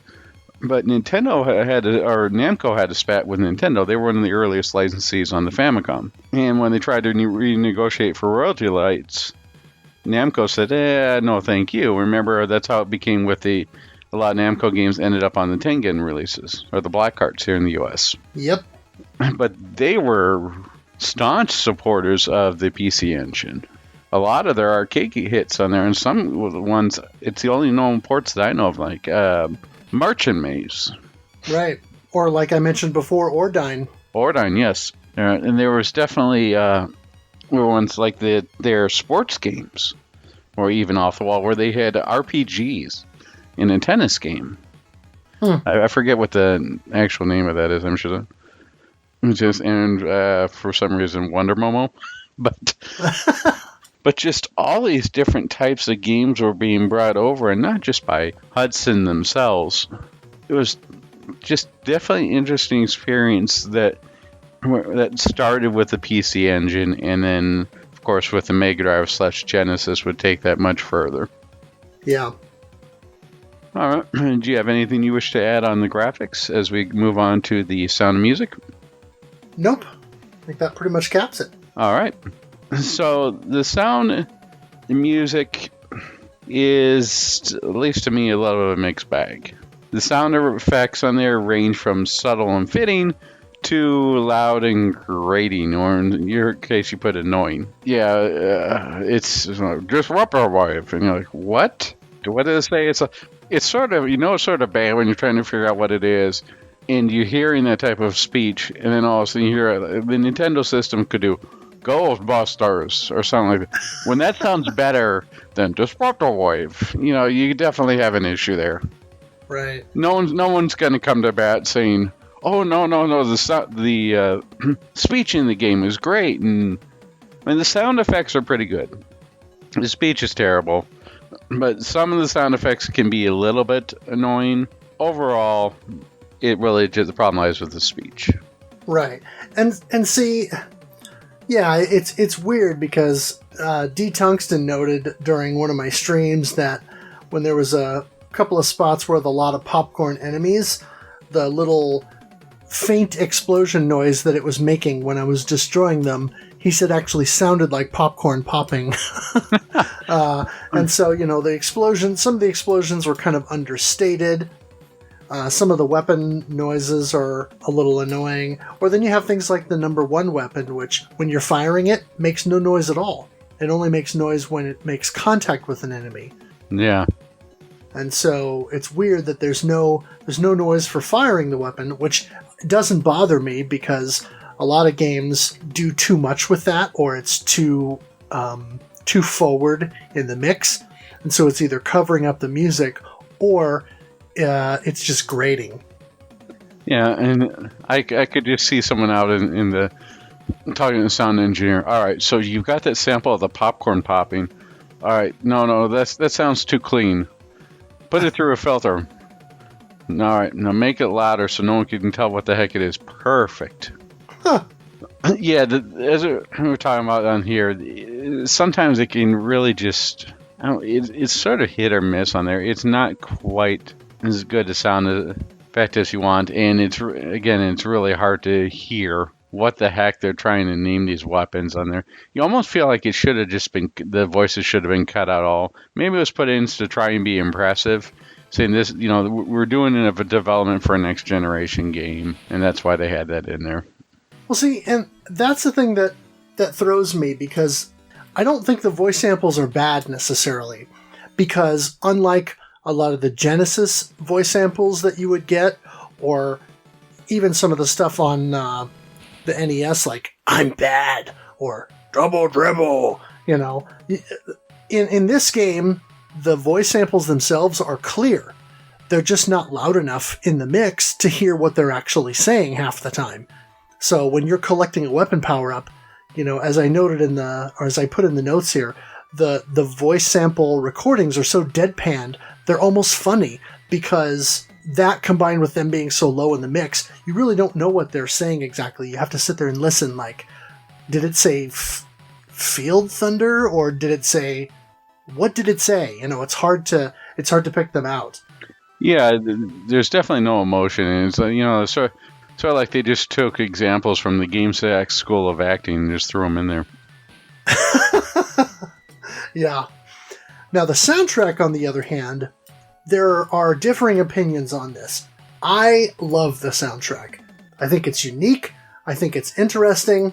It plays to the strengths of the console, and the music that plays in Area 2, even though it's highly repetitive, I just love that track, and I have it as a ringtone on my phone that I can pull out from time to time, and it's just one of those things that I really enjoy. That song is a little bit different from anything else in the game, because it has this really sort of hopeful, kind of triumphant sound to it, and there's all the drum sounds and everything. The drum sound is awesome in this game, and that's part of what makes it for me. But a lot of the music in the game has a really kind of weird, off-kilter kind of vibe to it, and in a weird way, it's fitting to the game, and it's just so unique that, I don't know, it just kind of sticks with me.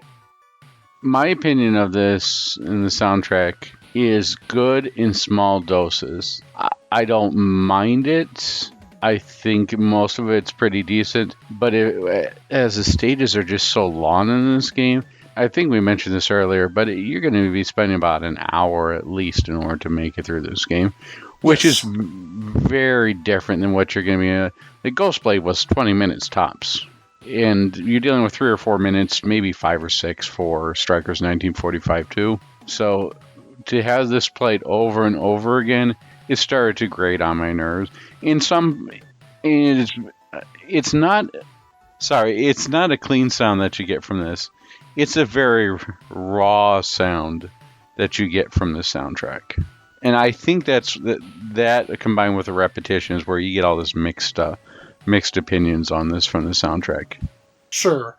I mean, yeah, I see what you're saying, but I think the samples are good, the drum sounds are good, and as I put in the notes here, it's different than the kind of then typical trend of let's take what we're hearing in hard rock and heavy metal and then make that into chiptune kind of a thing, which can be done to great effect, like we discovered with Thunder Force 4 at the beginning of the year. And there are other soundtracks that do that really well, but I think it was nice that they did something different and kind of went off the beaten path with the music in the game. And I don't think every track is equally good, but I don't know. I appreciate the fact that they did something different. Hey, if it's good enough for Kanye, hey, it's good enough for me. No, I'm kidding.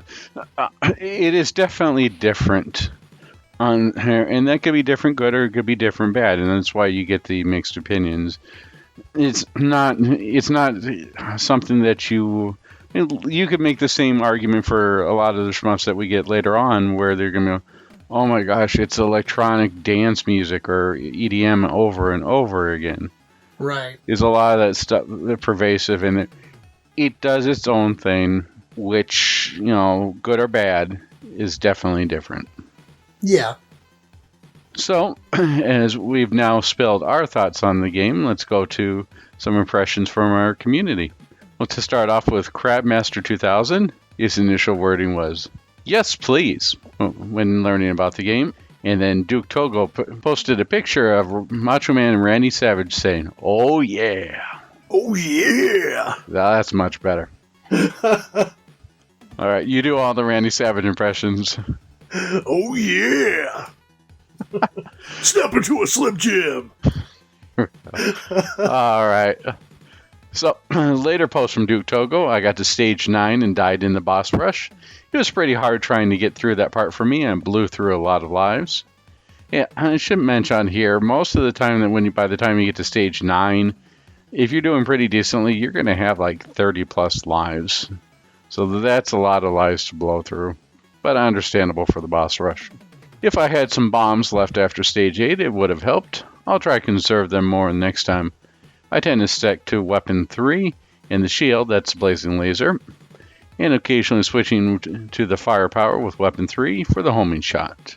Yeah, weapon 3 with the homing shot is pretty effective, because you've got the homing shot that's going to take out the popcorn enemies, and then your Blazing Lasers are going to take out a lot of the larger stuff. It's a pretty effective combo. Alright, later in the thread we have Duke giving advice to Dougley007, which is great to see. I like all the sharing of strategies and tips, and it's like our own how to beat or tips and tricks guide. Yeah, definitely one of the strengths of participating in the game and discussing it on the forum. Yeah, anyone who goes there searching for help, don't worry about it. You're not going to be called a scrub or a noob on here. Alright, later post. I keep getting back to the same spot in the last level where all the enemies converge. So close, yet so far. With so many enemies coming up behind you at that point, bombs are pretty much useless. And if you're stuck with the default weapon or the number 4 weapon they give you, it feels brutal. I'll just have to get a better run so I can go into that with decent firepower. In his final thoughts, I never managed to best my first score of the month, hence no other screenshots even though I played quite a bit. This game definitely feels like a collaboration between Hudson and Compile, and the results are mostly for the best. Unfortunately, some of the weapons don't seem to be worth the time. From the Star Soldier side, Weapon 1 just suffers way too much in most areas due to lack of penetrating past one hit. It'd be situational, but overall a pass. Weapon 2 is really great at coverage, and its versatility makes a regular choice for me. More on the Compile side, Weapon 3 is my regular go-to. The ability to penetrate and cover the whole screen, as well as moving the shots along with the ship, make it very strong. Lastly, number 4 seems very situational, and overall the orbs are too ineffective as a shield and too tricky to use offensively. The secondary power-ups really add a lot to the variety, but I tend only to stick with the shield as I really don't have much issue in taking out enemies on the screen with a powered-up weapon, and shield let me keep just that. If I still did everything I could dodge with the shield, I found I could almost always keep it going until the next one dropped. I could never crack that really annoying part in Stage 9, and the difficulty spike in that point seems almost ridiculous compared to the rest of the stage. I get the onslaught, but watching the end boss, it seems the toughest part is just getting past that boss gauntlet to fight it. Overall, great game. The stages are a bit too long for my liking, but it stands up. I would have to echo those statements. The boss rush on Stage 9 is definitely the hardest here, and I do believe that this game is one of those games that's worth playing today. It is not punishing enough of a shmup to make it really, really hard, but at the same time, it's not overly easy to make a cakewalk. It provides a reasonable challenge with reasonable expectations, with graphics and sound that hold up pretty well, and I definitely recommend grabbing it from the eShop. Yeah. That is if you have a Wii U. Overall, I'm glad you could join us, Duke, and definitely enjoy reading your comments. Yeah. Zoido jumped in and says, I'm in. And then later in the thread, he says, "Lost my weapon during the boss rush in Stage 9 and couldn't recover. I'm still experimenting on my weapon strategy. Weapon 3 with missiles or pods works good, but my weapon of choice so far is 1 with missiles." And then in the very next post on the forum, he says, "Same story. Good run until the boss rush in Stage 9, and died shortly after the Stage 1 boss. It's nearly impossible to recover from this checkpoint." And I will echo that statement. He also says, "Also struggled a bit in Stage 5. Maybe I need to change weapons for that, to take out the pyramids more quickly." Later in the thread, he says, "I just did another run, and it ended at the exact same spot in Stage 9 as the last 2 runs. No new score, though." And then again, later he says, "Score update," where he posts a picture and says, "Stage 9, and again, my favorite respawn spot." And then later he offers some more thoughts and says, "Stage 7 can be tough if you lose a life or your weapon. The spot right after the mid-boss is tricky because of the many turrets. I try bombing them and get the shield power up somehow. That helps to recover a bit. The Stage 7 boss is also a little annoying. When you just got the standard weapon, missiles, or the shield thunder make this easier here." And again, later he says, "Still stuck in the same spot. It's like a curse, but at least I raised my score a bit." And then Zoido offers some final thoughts as well. He said, "When I played Gunhead for the first time after a few months at the end of July, I got an instant 1cc with the first try. Unluckily, I couldn't repeat that for the August Shmup Club. To be honest, I haven't played a single run in the last 2 weeks because I felt a little frustrated, but not because I couldn't clear the game. I always failed at the exact same respawn spot, and it always took me an hour or even more to get there. One time I did some experimenting with the weapons in Stage 8 to be better prepared at the beginning of Stage 9, and that took me more than 1.5 hours, just to lose all my extends at my favorite spot," he says in quotes. "I got a nice score with that, but not comparable with the scores you get when you beat the final boss. That made me feel like all the time and effort I spent during the last hours were just totally useless and wasted. I really enjoyed the game, and still do, but even would say it's one of the essential shooters if you own a PCE or TurboGrafx, but playing for score can be very frustrating."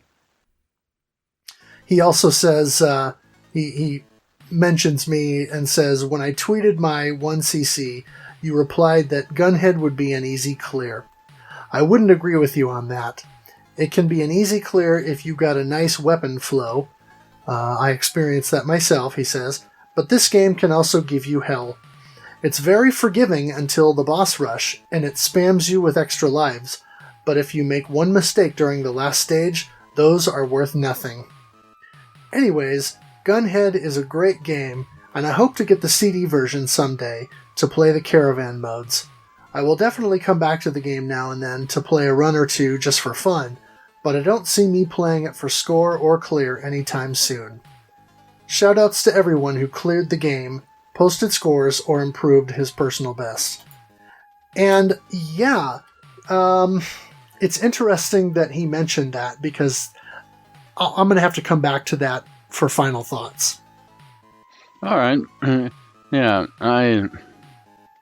it's one, again, people having issues with the boss rush. It's sort of like, and we mentioned this earlier, it would have been nice to not, I don't know, I'll have to think about this too, is that if they had just, they could have doubled the levels. It felt like when we dealt with Strikers 1945 2, that the levels, there were a lot of levels, but they were bite-sized. You didn't overstay their welcome. And you almost wonder, instead of having mid-bosses, if those should have just been bosses of their own stages, and then it just continued on, instead of just going on, because it almost feels in some ways like you're running the gauntlet, especially more so on Stage 9.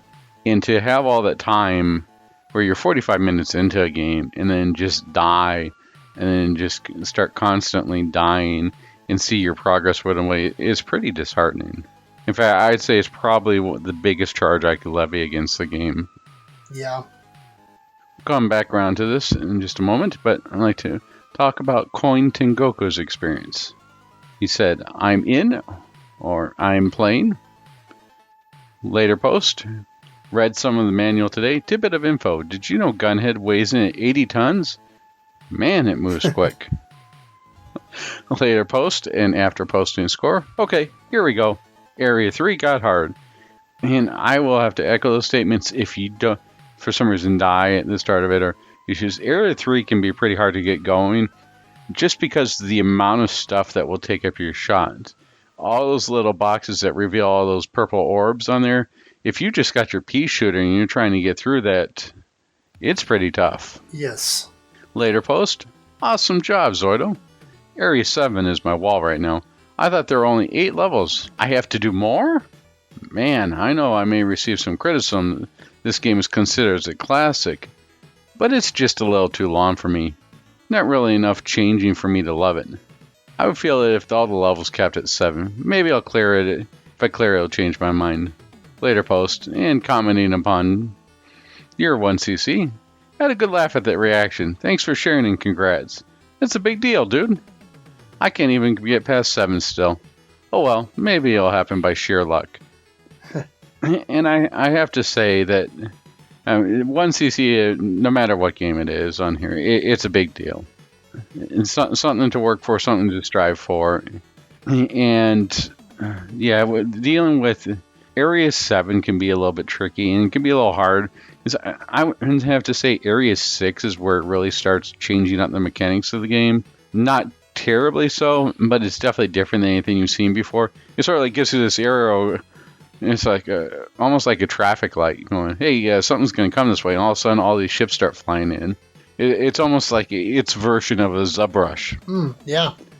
And I could see if you were hit by that and having trouble, that when you start stage 7, you're underpowered and could definitely have a hard time there. Yeah. Dougly007 jumped in and says, I just got an LED screen on my Express. And he means a Turbo Express. I think he posted a picture of that in the thread. He says, I might join in and see what I can do with this fine game. And then later in the thread, he says, just started it, got to level 2. I am trying to figure out what powers up my gun and what switches it. And that spurred on some of the conversation between him and Duke Togo, where they were going back and forth talking about the different weapon power-ups and what power-up icons gave you which weapons and so forth. And so then later in the thread he says, okay, I think I've got it. The only thing I don't know is why I lose my multi sometimes when I get the shield, and other times I keep them.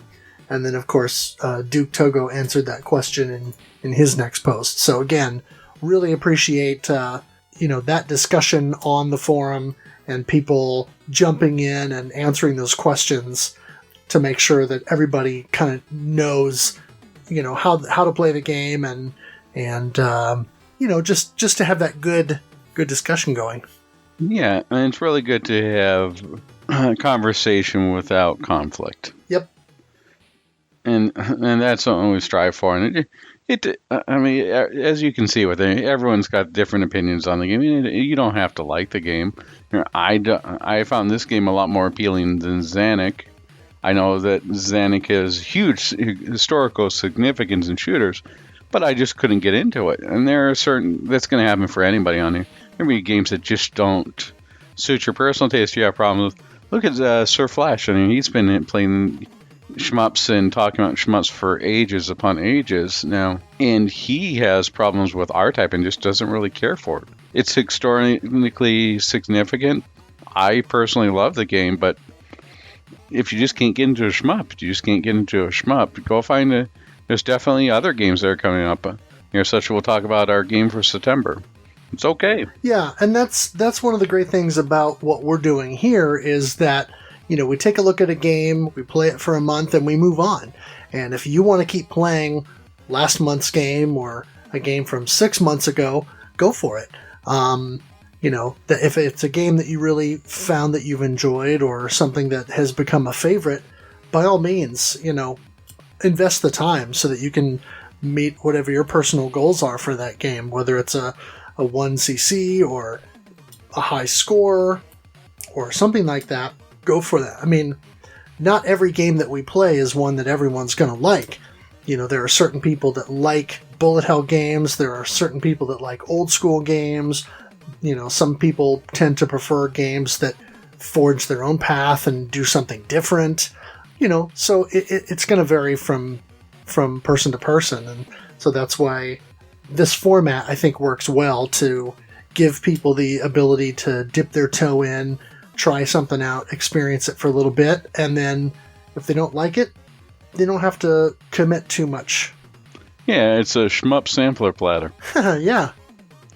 All right, we have one less comment from the forums here. D. Tunston, I know it's late, but 998360 made it to level 5. Yeah, and like I said, I think he did that on the Wii U, because he mentioned on my stream, or one of my streams, that he picked it up on the eShop. Yeah, the eShop port looks to be pretty good. Yep. All right. Since we just talked about high scores here, why don't you lead us off with the high scores for the month? Yeah, I ended up getting the highest score during the course of the month because, as I mentioned, I managed to clear it twice, and my second clear I actually got the higher of the two scores. So I ended up with 13,116,180 points, and you really get a huge score boost when you beat the last boss. It's kind of funny because you beat the last boss, and then however many lives you had when you got to the end of the battle, when you get that giant score boost from beating the boss, suddenly you have a ton of lives. So when I when I beat the boss the second time, I ended up with 54 lives in my stock because of all the extra 1-ups that I got just from the score extends. Yeah, this game is very generous with extra lives. You earn a lot of extra lives just through score. Zoido had the next highest score with getting to his favorite respawn point, as he put it. He ended up with a total score of 4,477,950 points. And then Duke Togo, who also stalled out at that late Stage 9 point, was at 3,031,470 points. Good job, everybody, and thank you to all who contributed scores, and we definitely hope to see more score submissions next month. Yeah, I definitely hope so too, especially because it's an arcade game. Yes. All right, so final thoughts here on this game. I wouldn't call this my favorite shooting game or STG on the PC Engine or TurboGrafx, but it's a very important one, and it's one that I see myself coming back to. It has flaws, but the flaws aren't with the gameplay mechanics. It is long, say that too, so you have to set aside some time. It's not like Strikers 1945 where you could play for 5 or 10 minutes and then you're good. It's not a very pick up and play game in that respect. It doesn't respect your time as most shmups would, but at the same time, I think that they were, again, this is the arcade experience brought home. And Sega made the mistake when some of the titles are like Space Harrier 2. I mean, those are very short games because they were made to bring the arcade experience home, but as we find out, the arcade experience home equals maybe, a couple hours worth of playtime at most. Very short games, so people feel cheated. This game could benefit a little bit from either chopping the stages up or maybe a little bit more of an editorial process in order to redo this. The only other thing that I say is the sound. It works, but again, over time, it becomes grating to my ears. I will definitely be going back to this game, and I do like it, but to me, if I was looking for something on the PC Engine, I would be playing something like Star Soldier, or I really like Nexer, or Alzadik is fun if I was looking for a little bit of care. But they're because the PC Engine is one of the best systems out there for shmups. This ranks lower because there's so many great shmups on that system.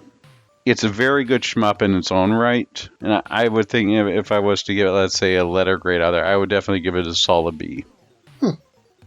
It's something I like. It's something I will go back to. To me, it's not the best shmup ever. It's pretty solid, but because of the huge amount of stuff on the library for the PC Engine or TurboGrafx, I most likely would find myself playing a different game. Yeah. Yeah, it's interesting, kind of following up on Zoido's point of when I mentioned that I thought it would be a relatively easy clear. And I was trumpeting that during the kind of time leading up to the month, and then also once we kind of got into the month. I was saying that at the beginning, but I found myself struggling with the game a little bit more than I remember doing. Because when I beat this 10 or so years ago, I got through it relatively quickly and easily. So I don't know if I just really hit my stride on the boss rush and didn't have the problems with it and maintained my power-up level, or what it was that I was doing that time that got me through it. But when I was playing it this time, I found it to be a lot more challenging than I remembered, more nuanced than I remembered, and definitely longer than I remembered. You're right in saying that it doesn't really respect the player's time. The stages are longer than they need to be, and I will agree that the soundtrack, while it is something that I enjoy and I think is very fitting for the game, and I appreciate its uniqueness, yeah, it is something that probably loops a little bit too much and can get annoying by the time you reach the end of the stage. The difficulty spike with Stage 9 is frustrating, particularly the part after the battle tank prior to getting to the second appearance of the Triclops, where you have the enemies coming in from the side like Zanak, and then also the big group of those green enemies that come in. I know that's the point where both Duke Togo and Zoido got stuck. And I got stuck there myself many, many times when I would die around that spot or die after that spot. And that became the respawn point. And recovery there is almost impossible. At least I found it to be almost impossible. So I will say that's a knock against the game. The other thing that is interesting is that the weapon combinations, I used to think that the laser weapon with the full fire was the way to go, but playing through it again and, digging in a little bit deeper, I found that that's not necessarily the case. So I was kind of glad to be proven wrong on that and find that there are other weapon combinations that actually work better and are much more suitable to playing most of the game with. And I also like the fact that, you found good success with the number 4 and the full fire, whereas I had good success with the number 2 and the multi-body or the homing missiles. And I also found good success with the number 3 and either of those options. And so the game does offer you a certain degree of flexibility in that sense, which I appreciate. I like this game, but I think now that I've put more time into it and seen some of the flaws that I didn't see before because I didn't really play it all that seriously, I can see that it's a good game, but it's not in the upper echelon of shoot-'em-ups for the console. And it kind of puts me in a position where I want to try more of the shooters on there, especially now that I have a few more. For the longest time, Blazing Lazers was the only shmup I owned for the TurboGrafx. Now I have Dragon Spirit, and I have Super Star Soldier, and I have Psychosis, and there are some other ones that I want to get as well. And so it's making me want to check out some of these other games to see what some of the other titles might do even better than what Blazing Lazers did, or it may have improved upon. Because certainly I think Hudson, with the Star Soldier games on the console, definitely tightened up the gameplay and made what I would probably consider now to be maybe slightly more worthwhile experiences than Blazing Lazers. That doesn't take away from Blazing Lazers and its position as a good shoot 'em up that came early in the life of the console, but I think, all things considered, you look at the totality of the shoot 'em up library on the PC Engine or TurboGrafx, and yeah, there are definitely better shoot 'em ups on that console.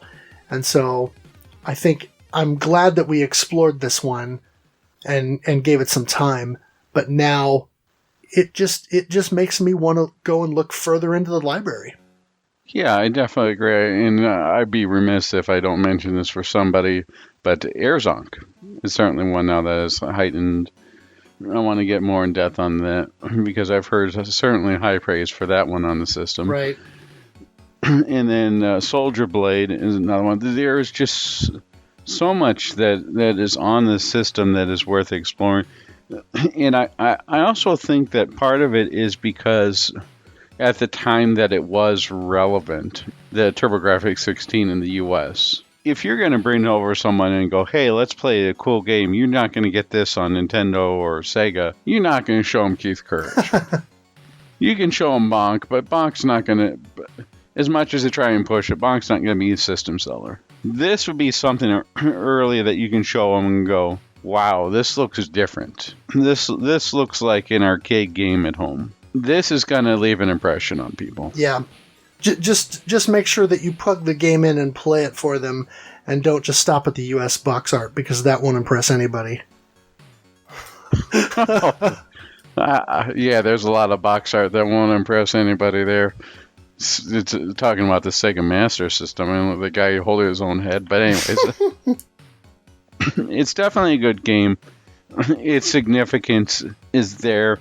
The is certainly a big way in its being remembered fondly as being one of the first and early shmups on there. It means that a lot more people have tried it or said, hey, I'm aware of this. The music, yeah, it can be a little bit grating on with it, but it's overall, I like it, and I will probably revisit it, but I won't be trying to spend hours upon hours to just get through it. If I'm looking for a quick fix, I'm going to be playing something like Strikers.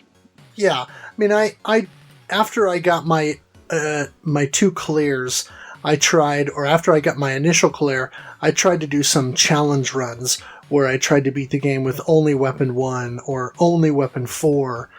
I tried a run where I got all weapons. I grabbed every weapon power-up as it came along indiscriminately to see how far I could get, and I think I got somewhere like level 5 or maybe 7 or something like that. I tried a no sub-weapon run, things like that, and those were all kind of interesting challenges, but ultimately they're fun to try out, but they're not very realistic because the game is built upon utilizing the tools that they provide you. And so when you try to do those kinds of challenges, unless you know the game inside and out and you can deal with all the enemies as they come on screen and be able to perfectly route the game and move your ship to where it needs to be and shoot everything in a super timely fashion, it kind of falls apart at that point. And so that's not necessarily a fault of the game because they provide you with all the tools that you need. It's just that without additional things to challenge yourself with once you've beat the game, other than upping the difficulty and just making the bullets faster and enemies more aggressive, there's not as much to dig into at the end of it.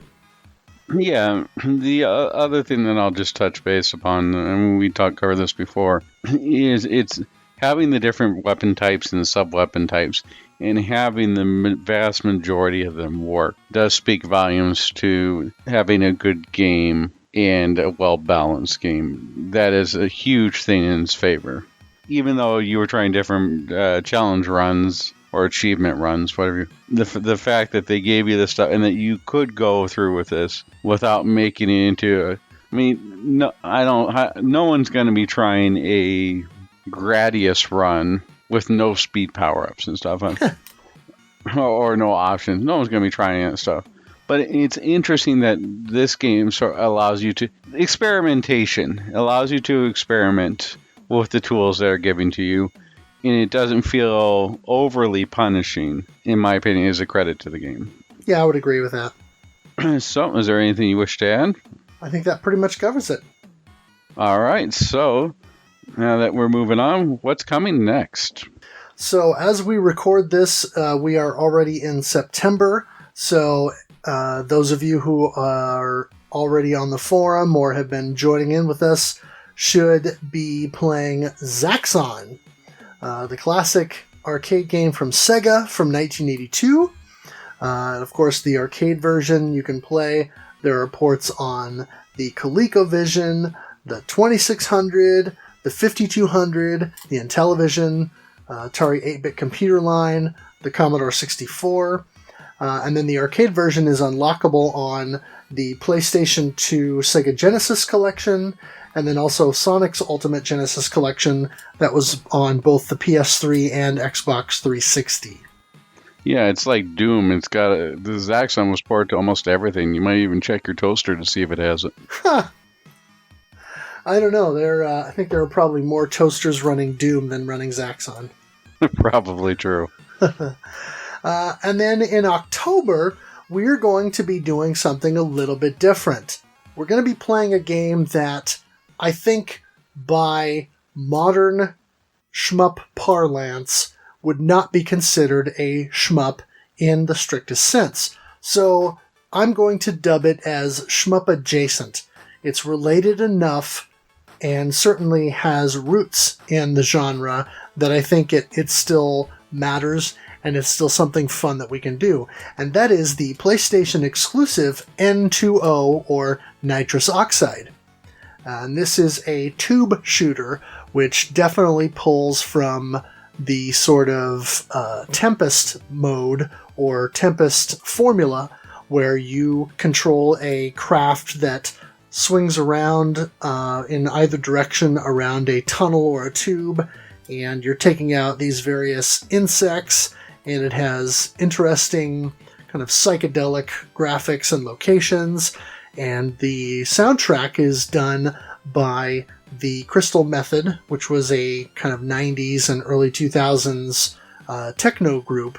And so it's an interesting game. It's one I picked up a number of years ago, and I'm looking forward to going back to it because I have fond memories of playing that during my early PlayStation days. You know, if you want to call a game of shmup adjacent just to clear out games from your backlog, it's fine. You have to do it. Yeah, but I think this one will be fun to explore. It'll be a little bit something different. Kind of, I don't want to say break up the monotony because, you know, we're trying to pick games that make it different from month to month and don't settle into too much of a groove. But it definitely will provide a little bit of a break from the normal horizontal or vertical scrolling games and give people a little bit different flavor for the month. Indeed. I'd like to give our shout-outs to Sarah Flash of Studio Mudprints, spelled Heaven for the logo. We have some lovely podcast t-shirts, and where can we find those? Yes, those are on redbubble.com. Just search for Shoot the Core or Shoot the Core-cast, and that'll be the top or one of the top results. And you can buy a shirt and wear it proudly. Support the podcast. Indeed. I also hear it looks quite nice and orange. It does. All right. I'd also like to thank Kogusu for the intro and outro music, everyone on RF Gen and the RF Gen Playcast, as well as everyone who joined us for the month. I'd like to thank all those who are working hard for the 2019 RF Gen Beat Every NES Game Challenge. And also would like to thank MetalFRO for taking the time to set up all the equipment for streaming the Shmup Game of the Month cast. Yeah. Well, thank you. I enjoy doing that, and I have definitely already enjoyed, even though I haven't done it more than a couple of times this month, I've definitely enjoyed streaming Zaxxon. It's one of those games that, because it's an arcade quarter muncher, you can die pretty quickly. And so it's almost kind of fun to die a lot and just kind of laugh at myself and realize, yeah, I'm not going to ever get it very far in this, but I'm going to try as best I can, score as best I can, and, learn about the game and see what I can figure out. Yeah, it's definitely fun. I mean, I'm sure it beats playing the board game. I'm just sitting there streaming the board game. All right, your turn. Yeah. Or we're going to have to take a look at the handheld version of this before. I believe that's on the Internet Archive, isn't it? Yeah, one of the handheld versions. There's a Bandai handheld version of the Zaxxon game that is on the Internet Archive, but the Coleco LCD version that was sort of the little mini arcade cabinet is not. But I know we'll be hearing about that from Zagnorch because he has that. I'm looking forward to it. All right. Well, thank you everyone for joining and listening. Hope you enjoy, and we'll talk to you again next month. Yep. Thank you so much.